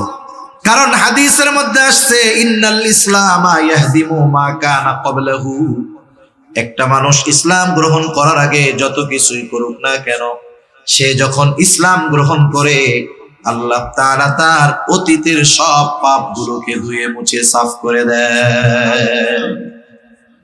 এখন ইসলাম গ্রহণ করছে, নবীজি ওয়াহশীকে বলতেছে, ওয়াহশী ইসলাম গ্রহণ করছো, আর কিছু অভিযোগ অনুযোগ নাই, তবে তুমি আমার একটু শোনাও, কেমন করে তুমি আমার চাচাকে হত্যা করেছিলা, শহীদ করেছিলা। ওয়াহশী সেই হৃদয় বিদারক ঘটনা শোনাইলো। নবীজি শুনতেছেন আর চোখ দিয়ে পানি পড়ে, একেবারে গাল বেয়ে বেয়ে দাড়ি বেয়ে বেয়ে নবীজির পানি পড়তেছে। নবীজি বললেন, ওয়াহশী ইসলাম গ্রহণ করেছো, আল্লাহ তাআলা তোমার সব পাপ অন্যায় ক্ষমা করে দিয়েছে, তবে একটা বিষয়, তুমি কখনোই আমার জীবদ্দশায় আমার সামনে আসবা না। তুমি যদি আমার সামনে আসো তাইলে আমার চাচার কথা আমার মনে হয়ে যাবে। যে কথাটা বোঝানোর জন্য বললাম, নবীজি যখন জানছে কে ওয়াহশী, এরপরে আর কোনো কথা বলার দরকার ছিল না, বলতো যে ঠিক আছে, এ তো ওয়ান্টেড, একেবারে দাও, সাইজ করে দাও। কিন্তু ইসলাম গ্রহণ করতে আসছে, নবীজি মাফ করে দিছে। রাসূল আকরাম সাল্লাল্লাহু আলাইহি ওয়াসাল্লাম ক্ষমার গুণে গুণান্বিত ছিলেন। ফেরেশতা বলতেছে, আপনি আদেশ দেন, দুই দিকের পাহাড় দিয়ে এদেরকে পিষে দেই, নিশ্চিহ্ন করে দেই, একেবারে অস্তিত্বহীন হয়ে যাবে, কেউ জানতে পারবে না। নবীজি আরাম করতেছিলেন, এবার উঠে বসলেন। ফেরেশতার এই কথার জবাবে নবীজি বলেন, বাল আরজু আন ইয়াখরুজাল্লাহু মিন আসলাবিহিম মান ইয়াবুদুল্লাহা ওয়াহদাহু ওয়া লা ইউশরিকু বিহি শাইআ। নবীজি বলেন, আমি তো এদের ব্যাপারে আল্লাহ তাআলার কাছে এই আশা পোষণ করি যে আল্লাহ তাআলা এদের মধ্য থেকে এমন এক জেনারেশন বের করবে, এমন এক প্রজন্ম বের করবে, এমন এক সম্প্রদায় বের করবে, এমন এক কওম বের করবে, যারা এক আল্লাহর গোলামি করবে, তার সাথে কারো শরীক করবে না। চিন্তা করেন, যারা অত্যাচার করেছে, জুলুম করেছে, তাদেরকে শাস্তি দিতে মানা করতেছেন কেন? হয়তো এরা ঈমান আনবে না, কিন্তু এদের মধ্য থেকে এমন মানুষ দুনিয়ায় আসবে যারা এক আল্লাহর ইবাদত করবে। এটা অনাগত উম্মতের প্রতি মুহাব্বত, ভালোবাসার অন্যতম একটা বহির প্রকাশ। সেজন্য নবীজি আমাদের ভালোবাসেন। এ ভালোবাসা যে শুধু দুনিয়ায় তা না, এ ভালোবাসা আখিরাতেও নবীজি সবচেয়ে বেশি ভালোবাসবেন। আচ্ছা, একটা মানুষ একটা মানুষকে ভালোবাসে, কে আমাকে আপনাকে সবচাইতে বেশি ভালোবাসে, এটা নির্ণয় করার একটা পদ্ধতি আছে না? আমরা ছোটবেলায় একটা গল্প পড়ছি, আসলে এক সময় তো গল্প থেকে জীবনের শিক্ষা নেওয়া যাইত। একটা মানুষ একটা গল্প পড়ে আগামীর জন্য নিজেকে গড়ে তুলতে পারতো, স্কুলেও ছিল, কলেজেও ছিল। এখন স্কুল কলেজে কি পড়ানো শুরু হচ্ছে তো আপনাদের আর বলার দরকার নাই, এটা আপনারাই বুঝেন। আগে মানুষ শিক্ষা গ্রহণ করে উন্নত চরিত্রের অধিকারী হতো, আর এখন লেখাপড়া করে চরিত্রহীন হবে। এটাই ডিস্টেন্স, এটাই ডিস্টেন্স। আগে চরিত্র গঠন করত, এখন চরিত্র ধ্বংস হবে, ঠিক কিনা? তা আমরা অনেক গল্প পড়ছি, একটা গল্প বইতে পড়ছি না, এমনি পড়ছি, স্মরণ নাই। এই যে এক বন্ধু আর এক বন্ধুর বাড়িতে বেড়াইতে আসছে। এখন দুই বন্ধু, শহরের বন্ধু আর গ্রামের বন্ধু। এখন দুই বন্ধু গেছে ঘুরতে জঙ্গলের মধ্যে। এখন দেখে সামনে একটা ভাল্লুক। ভাল্লুক দেখা গ্রামের বন্ধু এক লাফে ধুমসে গাছের উপরে উঠে গেছে। এখন শহরের বন্ধু তার গাছে উঠতে পারে না, কি করবে? ও ওই জায়গায় মরার ভান ধরছে। এটা গল্প, তো সত্য কিনা আমি জানি না, যে ভাল্লুক নাকি মরা জিনিস খায় না। সে এমন ভাবে শ্বাস প্রশ্বাস বন্ধ করে আছে, ভাল্লুক তার নাক মুখ কানের কাছে সুইকা ডুইকা চলে গেছে, ভাবছে শ্বাস প্রশ্বাস চলতেছে না, এটা মনে হয় মরা। এখন ও তো ওইভাবেই আছে। একটু পরে ভাল্লুক চলে যাওয়ার পরে বন্ধু গাছ থেকে নামছে, নামার পরে জিজ্ঞাসা করতেছে, বন্ধু ভাল্লুক তোমার কানে কি বইলা গেল? ও বলে কি, বিপদে বন্ধু চেনা যায়। ভাল্লুক কি বইলা গেছে? বিপদে বন্ধু চেনা যায়। গল্পটা বাদ দেন, কথাটা তো রিয়েল, তাই না? কথাটা বাস্তব। আপনি মুসিবতে বন্ধু চিনতে পারবেন, কে আপনার কল্যাণকামী, কে আপনাকে মহব্বত করে ভালোবাসে, এটা বিপদে চিনতে পারবেন। আপনার যখন আছে, আপনি যখন আছেন, পাওয়ার আছে, ক্ষমতা আছে, কাঁঠাল পাকলে মাছির অভাব হয় না। যখন পাওয়ার থাকবে কত মানুষ কাছে আসবে, দেখবেন যখন পাওয়ার নাই এটারে সুইপারও গোনায় ধরে না।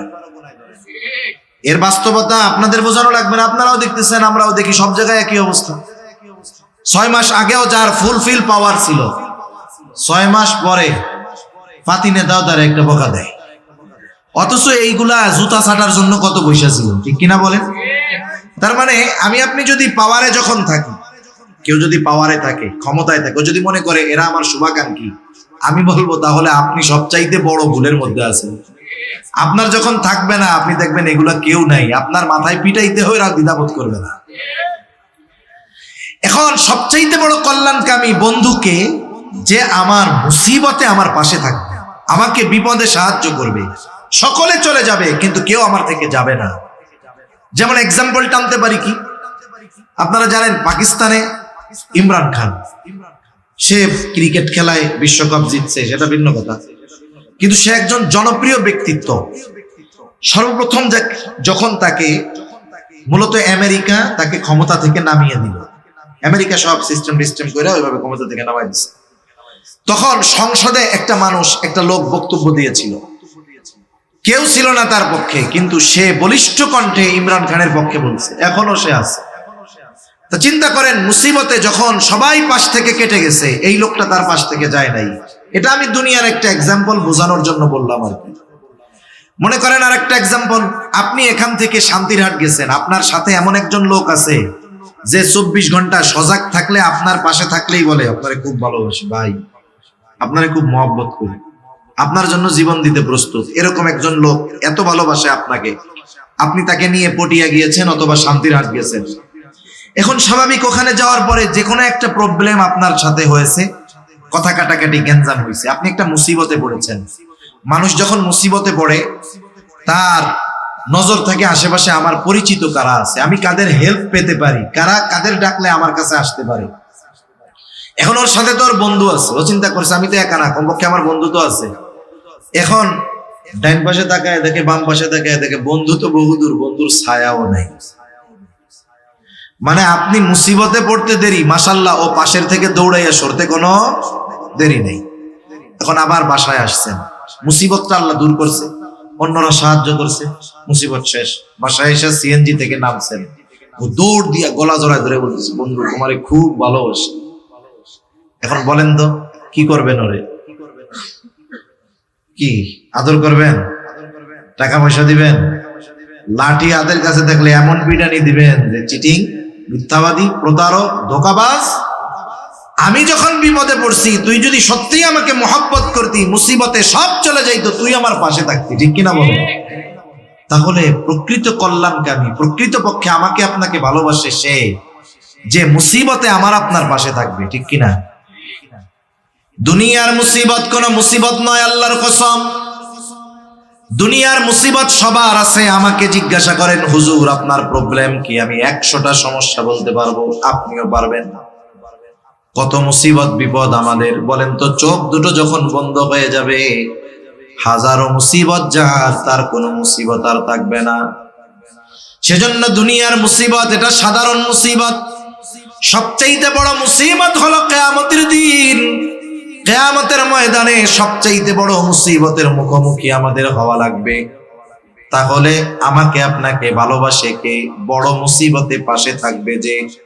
এখন দুনিয়ায় তো আমার মা আমার জন্য জীবন দিয়ে দেয়, বাবা দিয়ে দেয়, সন্তান দিয়ে দেয়। আসলে কি এরা আমার সবচাইতে বড় মোহাব্বতের পাত্র কিনা একটু পরীক্ষা করার দরকার। কিন্তু আল্লাহ তাআলা কোরআনুল কারীমের মধ্যে জানায় দিলেন, যেই মানুষগুলো দুনিয়ায় আমার জন্য জীবন দিতে প্রস্তুত ছিল, ওই মানুষগুলো কিয়ামতের দিন আমার সামনে আসবে না, বরং আমার আপনার থেকে পলায়ন করবে। আল্লাহ তাআলা কোরআনুল কারীমের মধ্যে বলেন, ইয়াউমা ইয়াফিরুল মারউ মিন আখিহি ওয়া উম্মিহি ওয়া আবিহি ওয়া সাহিবাতিহি ওয়া বানিহি লিকুল্লি ইমরিইম মিনহুম ইয়াউমা ইযিন শা'নুন শা'নুন ইউগনি। আল্লাহ তাআলা বলেন কিয়ামতের দিন ভাই ভাইয়ের থেকে পলায়ন করবে। ওয়া উম্মিহি ওয়া আবিহি, পিতা মাতার থেকে পলায়ন করবে। ওয়া সাহিবাতিহি ওয়া বানিহি, স্ত্রী সন্তানদের থেকে পলায়ন করবে। প্রত্যেকটা মানুষ নিজের চিন্তায় চিন্তিত থাকবে, প্রত্যেকে নিজে বাঁচার জন্য চিন্তা করবে। তাফসীরের মধ্যে আসছে মানুষেরা আল্লাহ তাআলার কাছে এমনও বলবে, আল্লাহ পৃথিবীর সব মানুষকে জাহান্নামে দিয়ে হলেও আপনি আমাকে মাফ করে দেন, আমাকে জান্নাত দিয়ে দেন। ওই কঠিন মুসিবতের দিন বাবাও চিনবে না, মা চিনবে না, সন্তান চিনবে না। ওই মুসিবতের দিন মুহাম্মাদুর রাসূলুল্লাহ তার উম্মতদেরকে সেই দিন বলবে না। ওই দিন বাবা চিনবে না, নবী আমাদের বলবে না। এখন বলেন, বড় মুসিবতে যে আমার পাশে, তার চাইতে কেউ বেশি ভালোবাসতে পারে না, ঠিক কিনা? আমি আমার ব্যাপারে যত চিন্তিত, আপনি আপনার ব্যাপারে যত চিন্তিত যে আখিরাতে কি হবে আমাদের, তার চাইতে আমার আপনার জন্য নবীজি আরো বেশি চিন্তিত। হাসরের ময়দানে নবীজি উম্মতের চিন্তায় থাকবেন। মানুষ যখন পেরেশানিতে পড়ে দেখবেন এক জায়গায় স্থিরভাবে থাকতে পারে না, একবার ডানে যায় ওর কাছে যায়, এর কাছে যায়, ওর কাছে যায়। নবীজিও এক জায়গায় স্থির থাকবেন না, একবার দৌড়িয়ে চলে যাবেন হাউজে কাউসারের কাছে। না জানি তার কোন উম্মত হাউজে কাউসার থেকে পানি পানে মাহরুম হয়ে যায়। আবার দৌড়িয়ে চলে যাবেন পুলসিরাতের কাছে। না জানি কোন উম্মত পাড়ি দিতে ব্যর্থ হয়ে যায়। আবার চলে যাবেন মিজানের কাছে। না জানি কোন উম্মত ওজনে ধরা পড়ে যায়। আবার চলে যাবেন দৌড়ায়া জাহান্নামের কাছে। না জানি কোন উম্মতকে জাহান্নামে দিয়ে দেওয়া হয়। আবার সুপারিশের দরকার, আল্লাহ তাআলার কাছে সে উম্মতের জন্য সুপারিশ করবে। আরে সব নবী জান্নাত অভিমুখে রওনা হয়ে যাবে, জান্নাতের দোরগোড়ায় পৌঁছায়া যাবে। জান্নাতের দরজা বন্ধ, জিজ্ঞাসা করা হবে কি ব্যাপার, খোলো না কেন? পাহারাদারেরা জবাব দিবে, যিনি আসলে খোলা হবে, তিনি আসেন নাই। তিনি কোথায়? বলে হাসরের ময়দানে। কি করতেছে ওইখানে? বলে উম্মতের চিন্তায় চিন্তিত আছে। নবীজি ততক্ষণ নিজে জান্নাত অভিমুখে রওনা হবেন না, যতক্ষণ না তার ওই উম্মত যার যাররা পরিমাণ ঈমান আছে তার ব্যাপারে আল্লাহ তাআলার পক্ষ থেকে যতক্ষণ না জান্নাতের নিশ্চয়তা আসবে, ততক্ষণ আমার আপনার নবী নিজে জান্নাত অভিমুখে রওনা হবে না। তাহলে নবীজির ভালোবাসা উম্মতের প্রতি কেমন, দরদ মায়া, আশা করি বুঝতে কষ্ট হয় নাই। বুঝতে পারছেন তো নবী কত ভালোবাসে, কত মহব্বত করে ভালোবাসে আমাকে, আপনাকে, আমাদেরকে। অনেক হাদিস বলা যাবে। যেই আয়াতখানা তিলাওয়াত করেছিলাম, আল্লাহ তাআলা ওই আয়াতের মধ্যে নবীজির আমাদের প্রতি ভালোবাসার কিছু কথা বলছে। আজকে দেখেন, কয়েকদিন আগে 14ই ফেব্রুয়ারি গেছে, ভালোবাসা দিবস নাম দিয়েছে। ভাষা শব্দটা খুব ভালো ছিল, কিন্তু ভালো শব্দ খারাপ কাজে ব্যবহার করতে করতে এক সময় ওই ভালো শব্দ আর ভালো থাকে না। যেমন আজকে থেকে 25-30 বছর আগে, 40 বছর আগে মুরব্বীরা বলতে পারবে, যারা বিবাহ করছে মুরব্বী, ওনার ওয়াইফের ছোট ভাই নিয়ে যদি রাস্তায় যাইতো, কেউ জিজ্ঞেস করতো কে, বলতো এটা হলো আমার শালা। তখন শালাটা স্বাভাবিক শব্দ ছিল, কিন্তু এক সময় শালাকে বকা হিসাবে ব্যবহার করা শুরু হয়েছে। এখন যদি শালা বলে মানুষে মাইন্ড করে, ঠিক কিনা বলেন? কারণ শব্দটা ঠিক আছে, কিন্তু এর ব্যবহার এমন জায়গায় হইতে হইতে এখন এটা গালি হয়ে গেছে। অনেকে তো গ্যাঞ্জাম লাগলে শুরুই করে এই শব্দ দিয়া, ঠিক কিনা? ভালোবাসা শব্দটা তো ভালো, ভালোবাসার সাথে ঈমানের সম্পর্ক আছে, আল্লাহর সাথে বান্দার ভালোবাসা হবে, নবীর সাথে ভালোবাসা হবে। কিন্তু এই ভালোবাসা শব্দটাকে ব্যবহার করে এমন কিছু বিষয় সমাজে প্রতিষ্ঠিত করার অপচেষ্টা একটা গ্রুপ করতেছে, যারা আগামী প্রজন্মের চরিত্রকে ভালো রাখতে দিতে চায় না, ঠিক কিনা বলেন?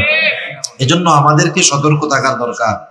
আগামী প্রজন্মকে, নিজেদেরকে নিজেদের মূল্য বোঝার দরকার। আমরা যে মুসলিম, আমাদের যে কতটুকু দাম, আমার ক্যারেক্টার, আমার চরিত্রের কত দাম, এটা আমাদের বোঝার দরকার। হাসরের ময়দানে মিজানে যখন ওজন দেওয়া হবে, সওয়াব নেকি সব, নবীজিকে প্রশ্ন করা হইতেছে। আবু হুরায়রা রাদিয়াল্লাহু তাআলা আনহু থেকে বর্ণিত যে মিজানে সবচেয়ে ওজন হবে কোন আমল? নবীজি বলতেছেন সবচেয়ে ওজন হবে উত্তম আখলাক, উত্তম চরিত্র মিজানে সবচেয়ে ওজন হবে। সুবহানাল্লাহ। এখন এই ভালোবাসা শব্দকে ব্যবহার করে যদি আমাদের তরুণ তরুণীদের চরিত্র শেষ করে দেওয়া যায়, তাহলে সবচাইতে দামি সম্পদটাকে মুহূর্তের মধ্যে বিনষ্ট করে দিয়ে দিল, ঠিক কিনা বলেন? এজন্য ভালোবাসা শব্দটা ভালো, কিন্তু এই শব্দটার ব্যবহার আস্তে আস্তে খারাপের দিকে হইতেছে। সেজন্য আমরা মুমিন বৈধ ভালোবাসার জায়গায় শুধু ভালোবাসার কথা বলবো। আপনি আপনার আব্বারে গিয়ে বলবেন, আব্বা আমি আপনাকে ভালোবাসি। মাকে বলবেন, আমি আপনারে ভালোবাসি। ছেলেকে বলবেন, তুমি আমার সন্তান, তোমারে আমি খুব ভালোবাসি। মেয়েকে বলবেন, তুমি আমার মেয়ে, আল্লাহর জন্য তোমাকে ভালোবাসি। আপনার ইমাম সাহেবরা এসে বলবেন, হুজুর আই লাভ ইউ, একমাত্র আল্লাহর জন্য। সওয়াব হবে কি হবে না? এক মুমিন অপর মুমিনকে যদি বলে যে আমি আপনাকে শুধুমাত্র আল্লাহর জন্য ভালোবাসি, তাহলে এই ভালোবাসা ইবাদত হবে, সওয়াব হবে। সুবহানাল্লাহ বলেন। তাহলে যেই ভালোবাসার মাধ্যমে আল্লাহর সন্তুষ্টি অর্জন করার মাধ্যম ছিল, এটাকে দিয়ে আমাদের সমাজটাকে ধ্বংস করে ফেলতে চায়। এজন্য আমরা আমাদের ভালোবাসার শব্দ ভালো জায়গায় ব্যবহার যত বাড়াবো, দেখবেন তত খারাপ জায়গায় এর ব্যবহার কমবে ইনশাআল্লাহ। কমানো যাবে না? হাদিসের মধ্যে আসছে তো, এক মুমিন অপর মুমিনকে বলবে যে ভাই আমি তোমাকে শুধুমাত্র আল্লাহর জন্য ভালোবাসি, আল্লাহর জন্য ভালোবাসি, এটা বলতে হবে। তা নবীজি আমাদেরকে কত বেশি ভালোবাসেন, এই ভালোবাসার খবর স্বয়ং আল্লাহ তাআলা দিয়েছেন। কে দিয়েছেন? আমরা আশিকে রাসূল হতে চাই, কিন্তু এই আয়াতগুলোর আলোকে, কথাগুলোর আলোকে, ভাই রে নবীজিও তার উম্মতের জন্য কেমন আশেক, এটা চিন্তার বিষয়। আল্লাহ রাব্বুল আলামিন বলেন, লাকাদ জাআকুম রাসূলুম মিন আনফুসিকুম আজিজুন আলাইহি মা আনিতুম হারিসুন আলাইকুম বিল মুমিনিনা রাউফুর রহিম। নবীজির উম্মতের প্রতি কেমন ভালোবাসা, এই ভালোবাসার কথা বর্ণনা করতে গিয়ে আল্লাহ তাআলা বলেন, লাকাদ জাআকুম রাসূলুম মিন আনফুসিকুম, তোমাদের মধ্য থেকে তোমাদের জন্য এমন একজন রাসূলের আগমন ঘটেছে। সেই রাসূল কেমন রাসূল? শোনো, আজিজুন আলাইহি মা আনিতুম, তোমাদের জন্য যেটা কষ্টের সেটা তারও জন্য কষ্টের। কষ্ট হচ্ছে না তো আপনাদের? আমি আর বেশি সময় নিব না।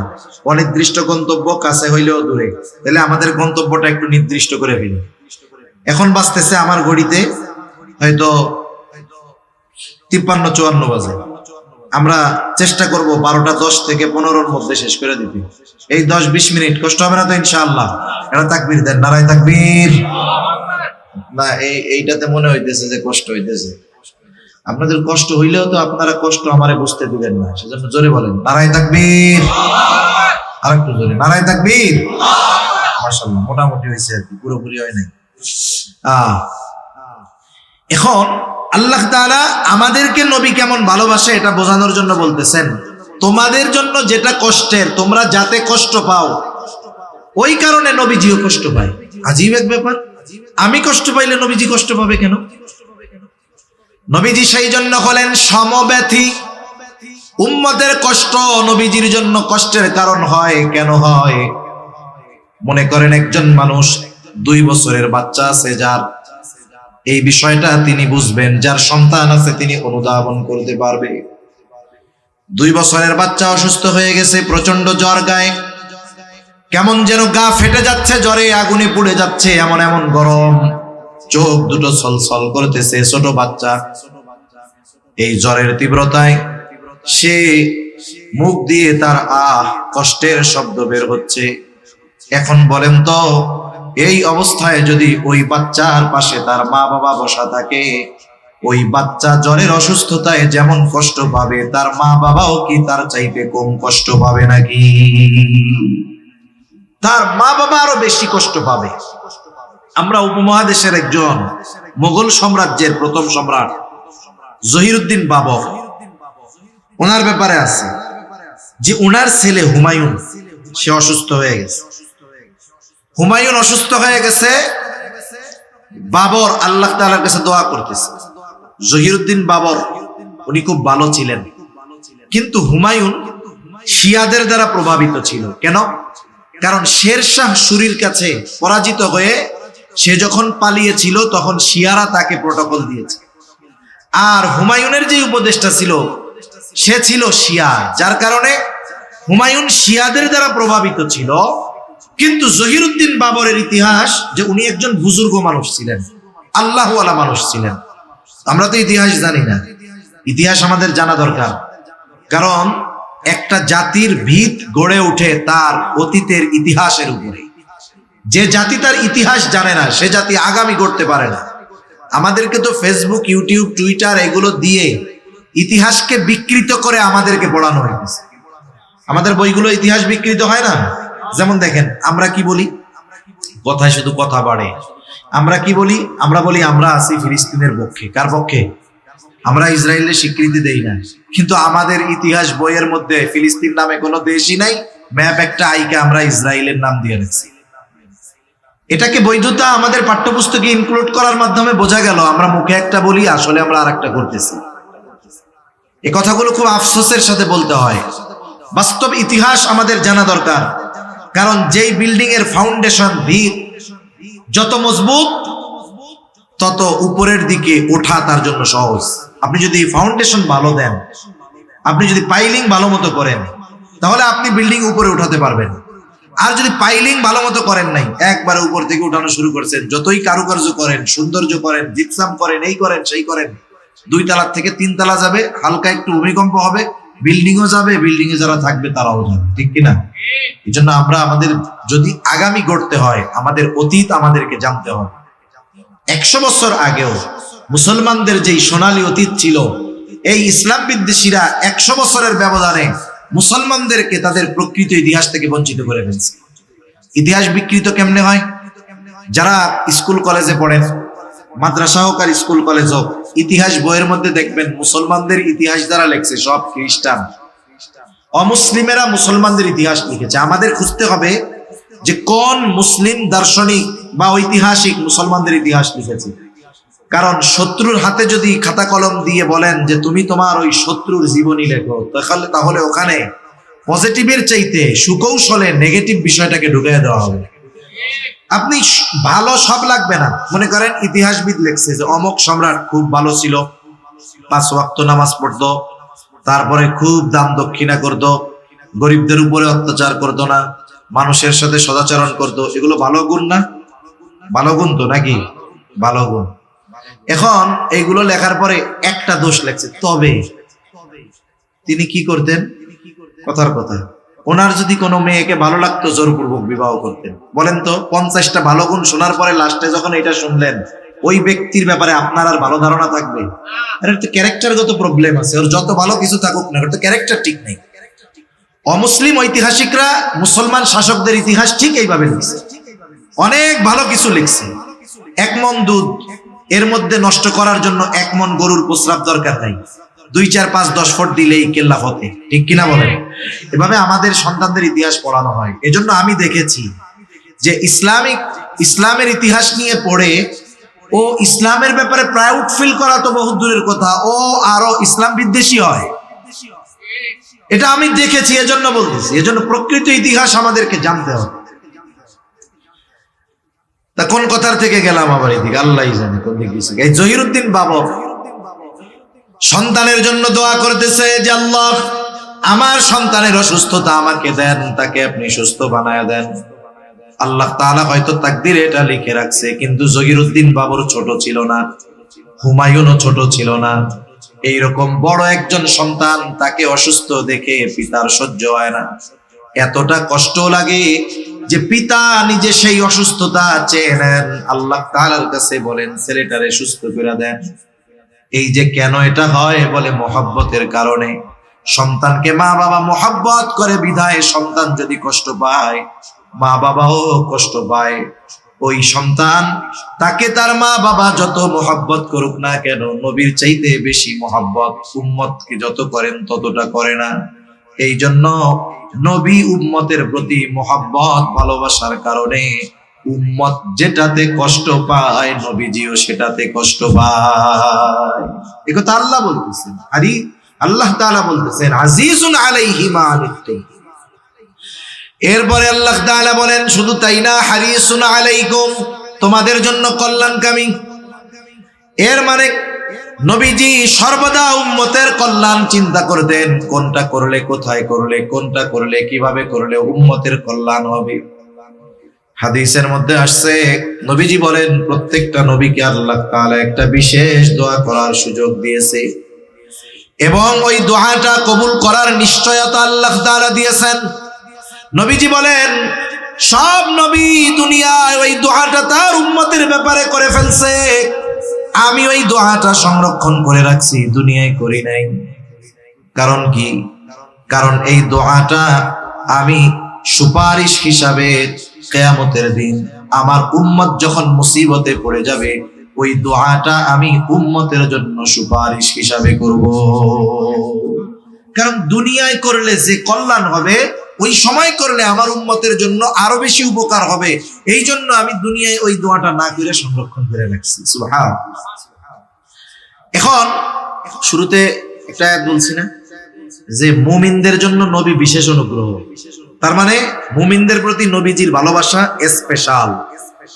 মুমিনদের জন্য নবীজির ভালোবাসা কি স্পেশাল। আল্লাহ তাআলাও সেই স্পেশাল ভালোবাসার কথা বলছে।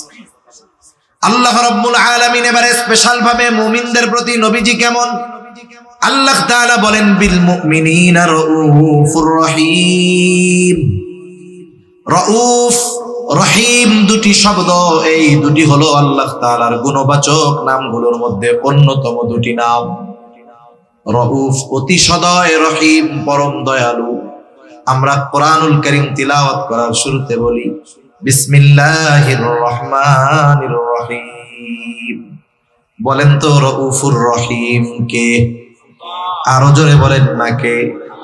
আল্লাহ তাআলার গুণবাচক নাম দুনিয়ার কোন মানুষ ওই নাম গ্রহণ করার যোগ্যতা রাখে না। কেউ যদি কোনো মানুষকে বলে উনি রাউফুর রহিম, নিঃসন্দেহে শিরক হবে, ঠিক কিনা বলেন? কোন মানুষ কি রাউফুর রহিম হইতে পারে? পারে না।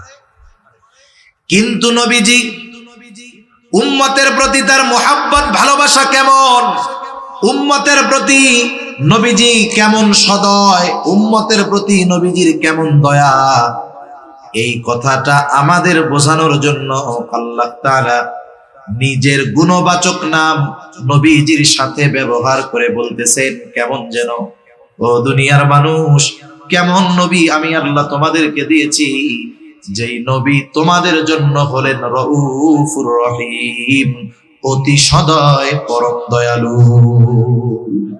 নবীজিকে আল্লাহ বলতেছে যে নবী উম্মতের ব্যাপারে, তার মুমিন উম্মতের ব্যাপারে রাউফুর রহিম।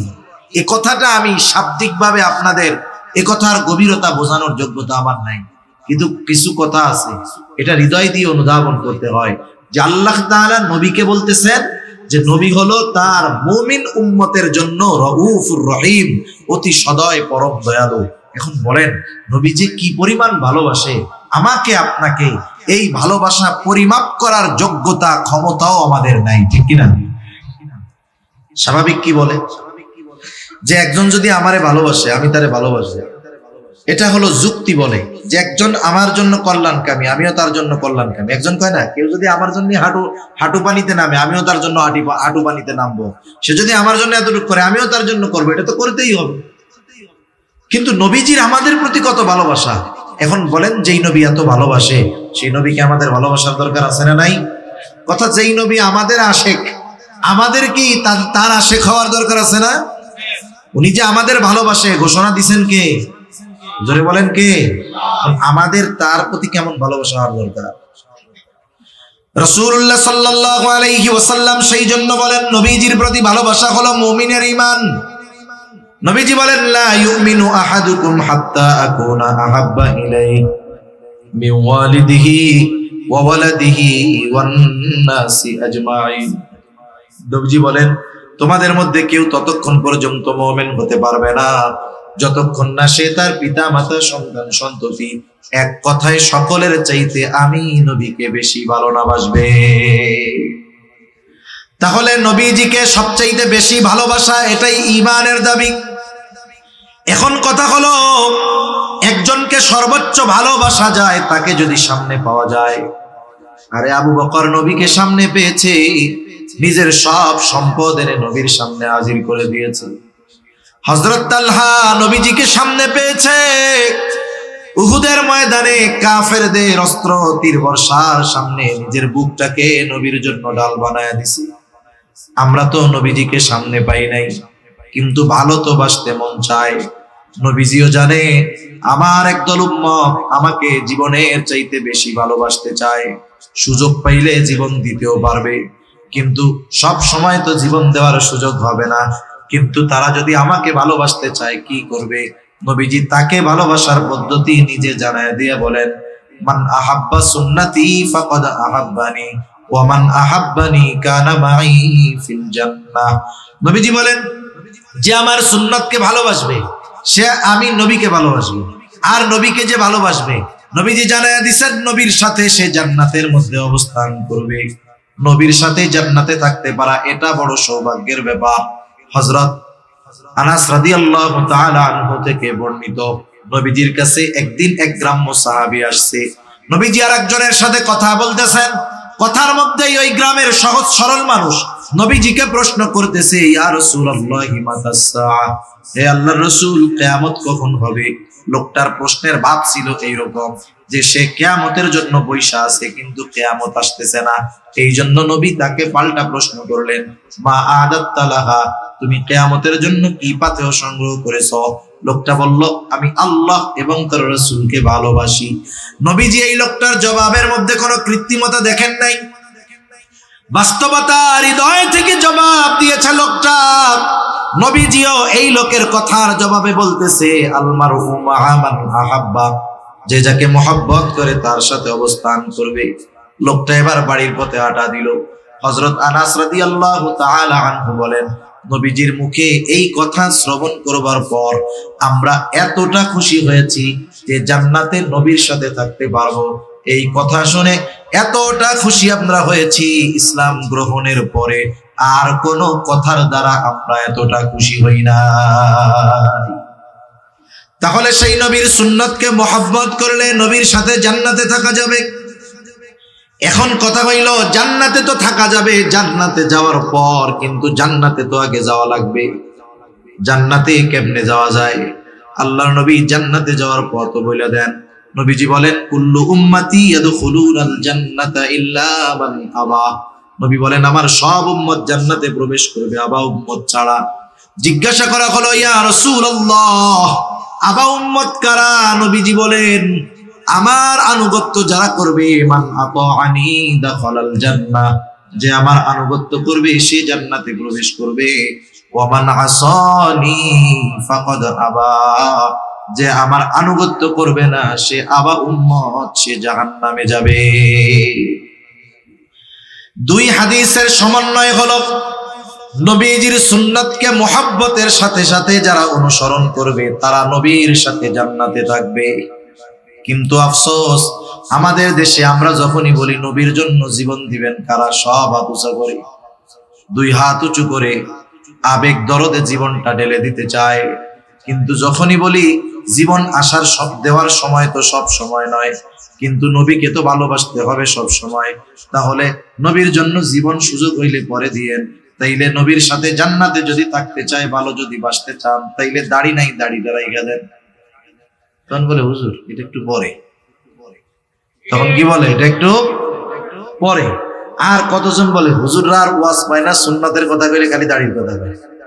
দাড়ি যাদের নাই আল্লাহ রাখার তৌফিক দান করুন। কিন্তু দাড়ি তো এমন এক সুন্নাত, যেই সুন্নাত অন্যান্য অনেক সুন্নাত পালনে সহায়ক হয়। 2, 4, 10, 5 মিনিট বেশি হইলে কষ্ট নিয়েন না, কথা তো শেষ। এখন একজন লোক মনে করেন দাড়ি টাড়ি কিচ্ছু নাই, রাখে নাই, যার নাই আপনারা কেউ তারে তিরস্কার করবেন না, অবশ্যই তার জন্য দোয়া করবেন। হতে পারে একজন দাড়িওয়ালা সে পাপাচারে লিপ্ত, কিন্তু দাড়িবিহীন লোক তার অন্তর ভালো, তার তাকওয়া ভালো, আল্লাহর প্রতি ভয় তার বেশি, কিন্তু দাড়ি হয়তো রাখতে পারতেছেন। আমরা দোয়া করি আল্লাহ তাকে রাখার তৌফিক দান করুক। আছে না এরকম অনেক মানুষ? অনেক মানুষ আছে। এখন দাড়িবিহীন একটা লোক জুব্বা লাগায় পাগড়ি লাগায় সুন্দর মতো শান্তিরাট বাজারে গেছে। এই লোকরে যারা চিনে দেখার পরে বলবে, ওরে বাবা, উসরা করে মানি নেয় না, পাদু দিয়ে গলা বানিতে নামছে। মানে বলবে কি পোশাক লাগাইছে, দাড়ি রাখার নামে খবর নাই, উনি একেবারে মোহতামিম সাইজে আসছে। এখন দেখেন, ওই জামাটা গায়ে দেওয়ার কারণে, দাড়ি না থাকার কারণে মানুষ তারে তিরস্কার করতেছে। কিন্তু যার দাড়ি দুড়ি আছে, লম্বা দাড়ি, এবার যখন ওরকম একটা জামাটা লাগায় মনে বলে মাশাআল্লাহ, একেবারে নুরানি লাগতেছে। কোন মাদ্রাসার মোহতামিম সাহেবের চাকরি চলে যায় তা ঠিক নেই, মানে চেহারা টেহারা এরকম। এখন এই দাড়ি অনেক সুন্নাত পালনে সহায়ক হয়, গুনার থেকে বাঁচার কারণ হয়। একটা দাড়িওয়ালা মানুষ, সে যদি কোনো গুনাহ করে, অপরাধ করে, কোনো অন্যায় করে, মানুষ আগে বলে, আরে ভাই দাড়ি রেখে এই কাজটা করলেন। তার মানে দাড়ির প্রতি আলাদা একটা সিম্প্যাথি কাজ করে, এজন্যই আগে সে দাড়িকে আনে। সে চায় না যে দাড়িওয়ালা কোনো মানুষ অপরাধ করুক। আচ্ছা, যে লোকটা নামাজ পড়তে আসছে মসজিদে, দাড়ি নাই, আইসা যদি দেখে ওরও যেই অবস্থা, ইমাম সাহেবেরও সেই অবস্থা, ও ইমাম সাহেবের পিছনে নামাজই পড়বে না, অথচ ওর নিজের দাড়ি নাই। দাড়ির প্রতি একটা সিম্প্যাথি, মহব্বত আছে। এখন রাখতে বললে, বিশেষ করে তরুণ যুবক, এরা দাড়ি যেভাবে রাখে, ফ্যাশনেবল দাড়ি, এগুলো রাখে আরো লানত প্রাপ্ত হইতে হয়। কিন্তু দাড়ি রাখতে হবে সুন্নতি পদ্ধতিতে। দাড়ি রাখার ফজিলত তো আলাদা অনেক আছে। এখন দাড়ি রাখে না কেন? ইয়াং যারা, এরা মনে করে যে এখন তো দাড়ি না রাখলাম না, মানুষজন ভাইয়া টাইয়া বলে আর কি, দাড়ি রাখলে তো চাচা ডাকা শুরু করে না। আচ্ছা, চাচা ডাকুক, কেউ যদি দাড়ি রাখার কারণে, নবীর সুন্নাত অনুসরণ করার কারণে তিরস্কার করে চাচা ডাকে, এ তো নবীর সুন্নাত পালনের জন্যই শুনলো, ঠিক না? দুনিয়ায় যদি কোনো নেতার কাছে খবর দেয় যে ভাই, এই লোকটা আপনার কথা বলতে গিয়া, আপনার পক্ষে কাজ করতে গিয়া বহুত কথা শুনছে, বলেন তো ওই নেতা, তার প্রতি মহব্বত, ভালোবাসা জাগ্রত হবে কি হবে না? আমার কারণে পাবলিকের কথা শুনছে, সেই বলবে, কাছে ডাকবে আরো। আরে নবীর সুন্নাতের কারণে যদি কথা শুনতে হয়, তাহলে নবী কি সেই উম্মতের ব্যাপারে সুপারিশ করবে না? এরা দাড়ি রাখে না। এখন আর এক দল রাখে না, ওরা ছাত্র না, কিচ্ছু না, ওরা চাকরি বাকরিও করে, দাড়ি দড়ি রাখে না, ঘুরে বেড়ায় গেলে দাড়ি রাখোস না কেন? হুজুর রাখবো না। কোন সময়? বলে বিয়ে শাদী করে লের করিস কেন রে? বিয়ে শাদী কি দাড়ির জন্য কি বিবাহ শাদী ঢেকে থাকে? হুজুরে জিজ্ঞাসা করেন তো, হুজুর যে দাড়ি রাখছে এর লেগে কি বিবাহ শাদীতে সমস্যা হয়েছে নাকি? দাড়িতে তো বিবাহ ঠেকে না। বলে না হুজুর, সমস্যা তো এটা না, ভালো মেয়ে এরা পছন্দ করে না। কি বলে? ভালো মেয়ে দাড়ি পছন্দ করে না। এখন দেখেন, আমি আপনারে বলি, যেই মেয়ে ভালো, নবীজি বিবাহের ক্ষেত্রে 4টা জিনিস দেখার কথা বলছেন না? ধন সম্পদ, বংশ, সৌন্দর্য, দিন। দিনের ব্যাপারে বলেন ফাতফার বিদাতিদ দিন, দিনকে প্রাধান্য দাও। তার মানে 3টা আছে, দিন নাই, ওটা বাদ দিয়ে দাও। দিন আছে, সাথে একটা আছে, ধরো। দিন আছে, একটা আছে, ধরো। দিন আছে, ওর 3টার একটাও নাই। যদি বিবাহ হয়ে যায়, সবর করো, আল্লাহ তাআলা ওর মধ্য থেকে এমন সন্তান দিবে যেটা তোমার আত্মার প্রশান্তির কারণ হবে, ঠিক কিনা বলেন? এখন তুমি হয়তো চিন্তা করতেছ, মেয়েটা তো সুন্দর, আবার এক বাপের এক মাইয়া, কাম তো সারছে, আমার বংশ ভালো। এখন যদি দাড়ি রাইখা যদি এই মিস করে ফেলাই, এটা হবে না। তুমি যতই সুন্দরী দেখো না কেন, তুমি যতই টাকা পয়সাওয়ালা দেখো না কেন, তুমি যতই বংশ দেখো না কেন, দিনকে যখন বাদ দিছো, মরার পরে তুমি জান্নাতে যাবে না জাহান্নামে যাবে আল্লাহ জানে। কিন্তু যেই মেয়ে সুন্নাতকে পছন্দ করে না, ও যদি ওয়ার্ল্ড সুন্দরীও হয়, বিশ্ব সুন্দরীও হয়, বিশ্বের সবচেয়ে ধনীও হয়, সবচাইতে বড় বংশেরও যদি হয়, তোমার ঘরে আসার পরে তুমি মোটামুটি ছোটখাটো একটা জাহান্নাম দেখতে পারবা। দুনিয়ার জাহান্নাম কোনটারে বলে জানেন? পারিবারিক অশান্তিকে বলে দুনিয়ার জাহান্নাম। এজন্য দিনকে প্রাধান্য দাও। সর্বশেষ একটা কথা বলে আমি আলোচনা শেষ করি। বলেন তো, আমরা কি দুনিয়ায় কেউ বাইচা থাকবো? 2-4 জন আছেন নাকি যে না হুজুর আমরা আবে হায়াত পান করছি? কাজ হবে না। যদি হায়াত 500 বছরও পান, এক সময় শেষ হবেই, ঠিক না? এখন আমরা মারা যাব, মারা যখন যায় মানুষ মাইকে খবর প্রচার করে না অমুক মারা গেছে। এখন আমরা মানুষের মৃত্যুর খবর শুনি, একদিন আমার খবর মানুষেরা শুনবে। মানুষ যখন মারা যায় কি করে? মানুষ মারা যাওয়ার পরে তাকে সুন্দর মতো গোসল দেওয়া হয়। যদি মুসলিমের লেভেল থাকে, পরিপূর্ণ মুসলমানিত্ব নাও থাকতে পারে, কিন্তু নাম পরিচয় বংশ যদি মুসলমান হয়, তাহলে তাকে গোসল দেওয়া হবে। আরে নাস্তিক হুমায়ুন আজাদ, স্বঘোষিত নাস্তিক, মারা গেছে, গোসল দিছে, জানাজা দিছে, কবরও দিছে। যেহেতু মুসলমানের লেভেল আছে, নামে মুসলমান, আমাকে আপনাকে গোসল দিবে, কাফন পরাবে, এরপরে জানাজা হবে, জানাজার পরে লাশটা নিয়ে চলে আসবে কবরস্থানে। কবরের মধ্যে লাশটা যখন রাখবে, দোয়া পড়বে, বিসমিল্লাহি ওয়া আলা মিল্লাতি রাসূলিল্লাহ। এটা আমার বেলায়ও বলবে, আপনার বেলায়ও বলবে। বলা যায় না, এই বলাটা হয়তো আগামী কালও হতে পারে, কয়েকদিন পরেও হতে পারে, হায়াতের কোনো নিশ্চয়তা নেই।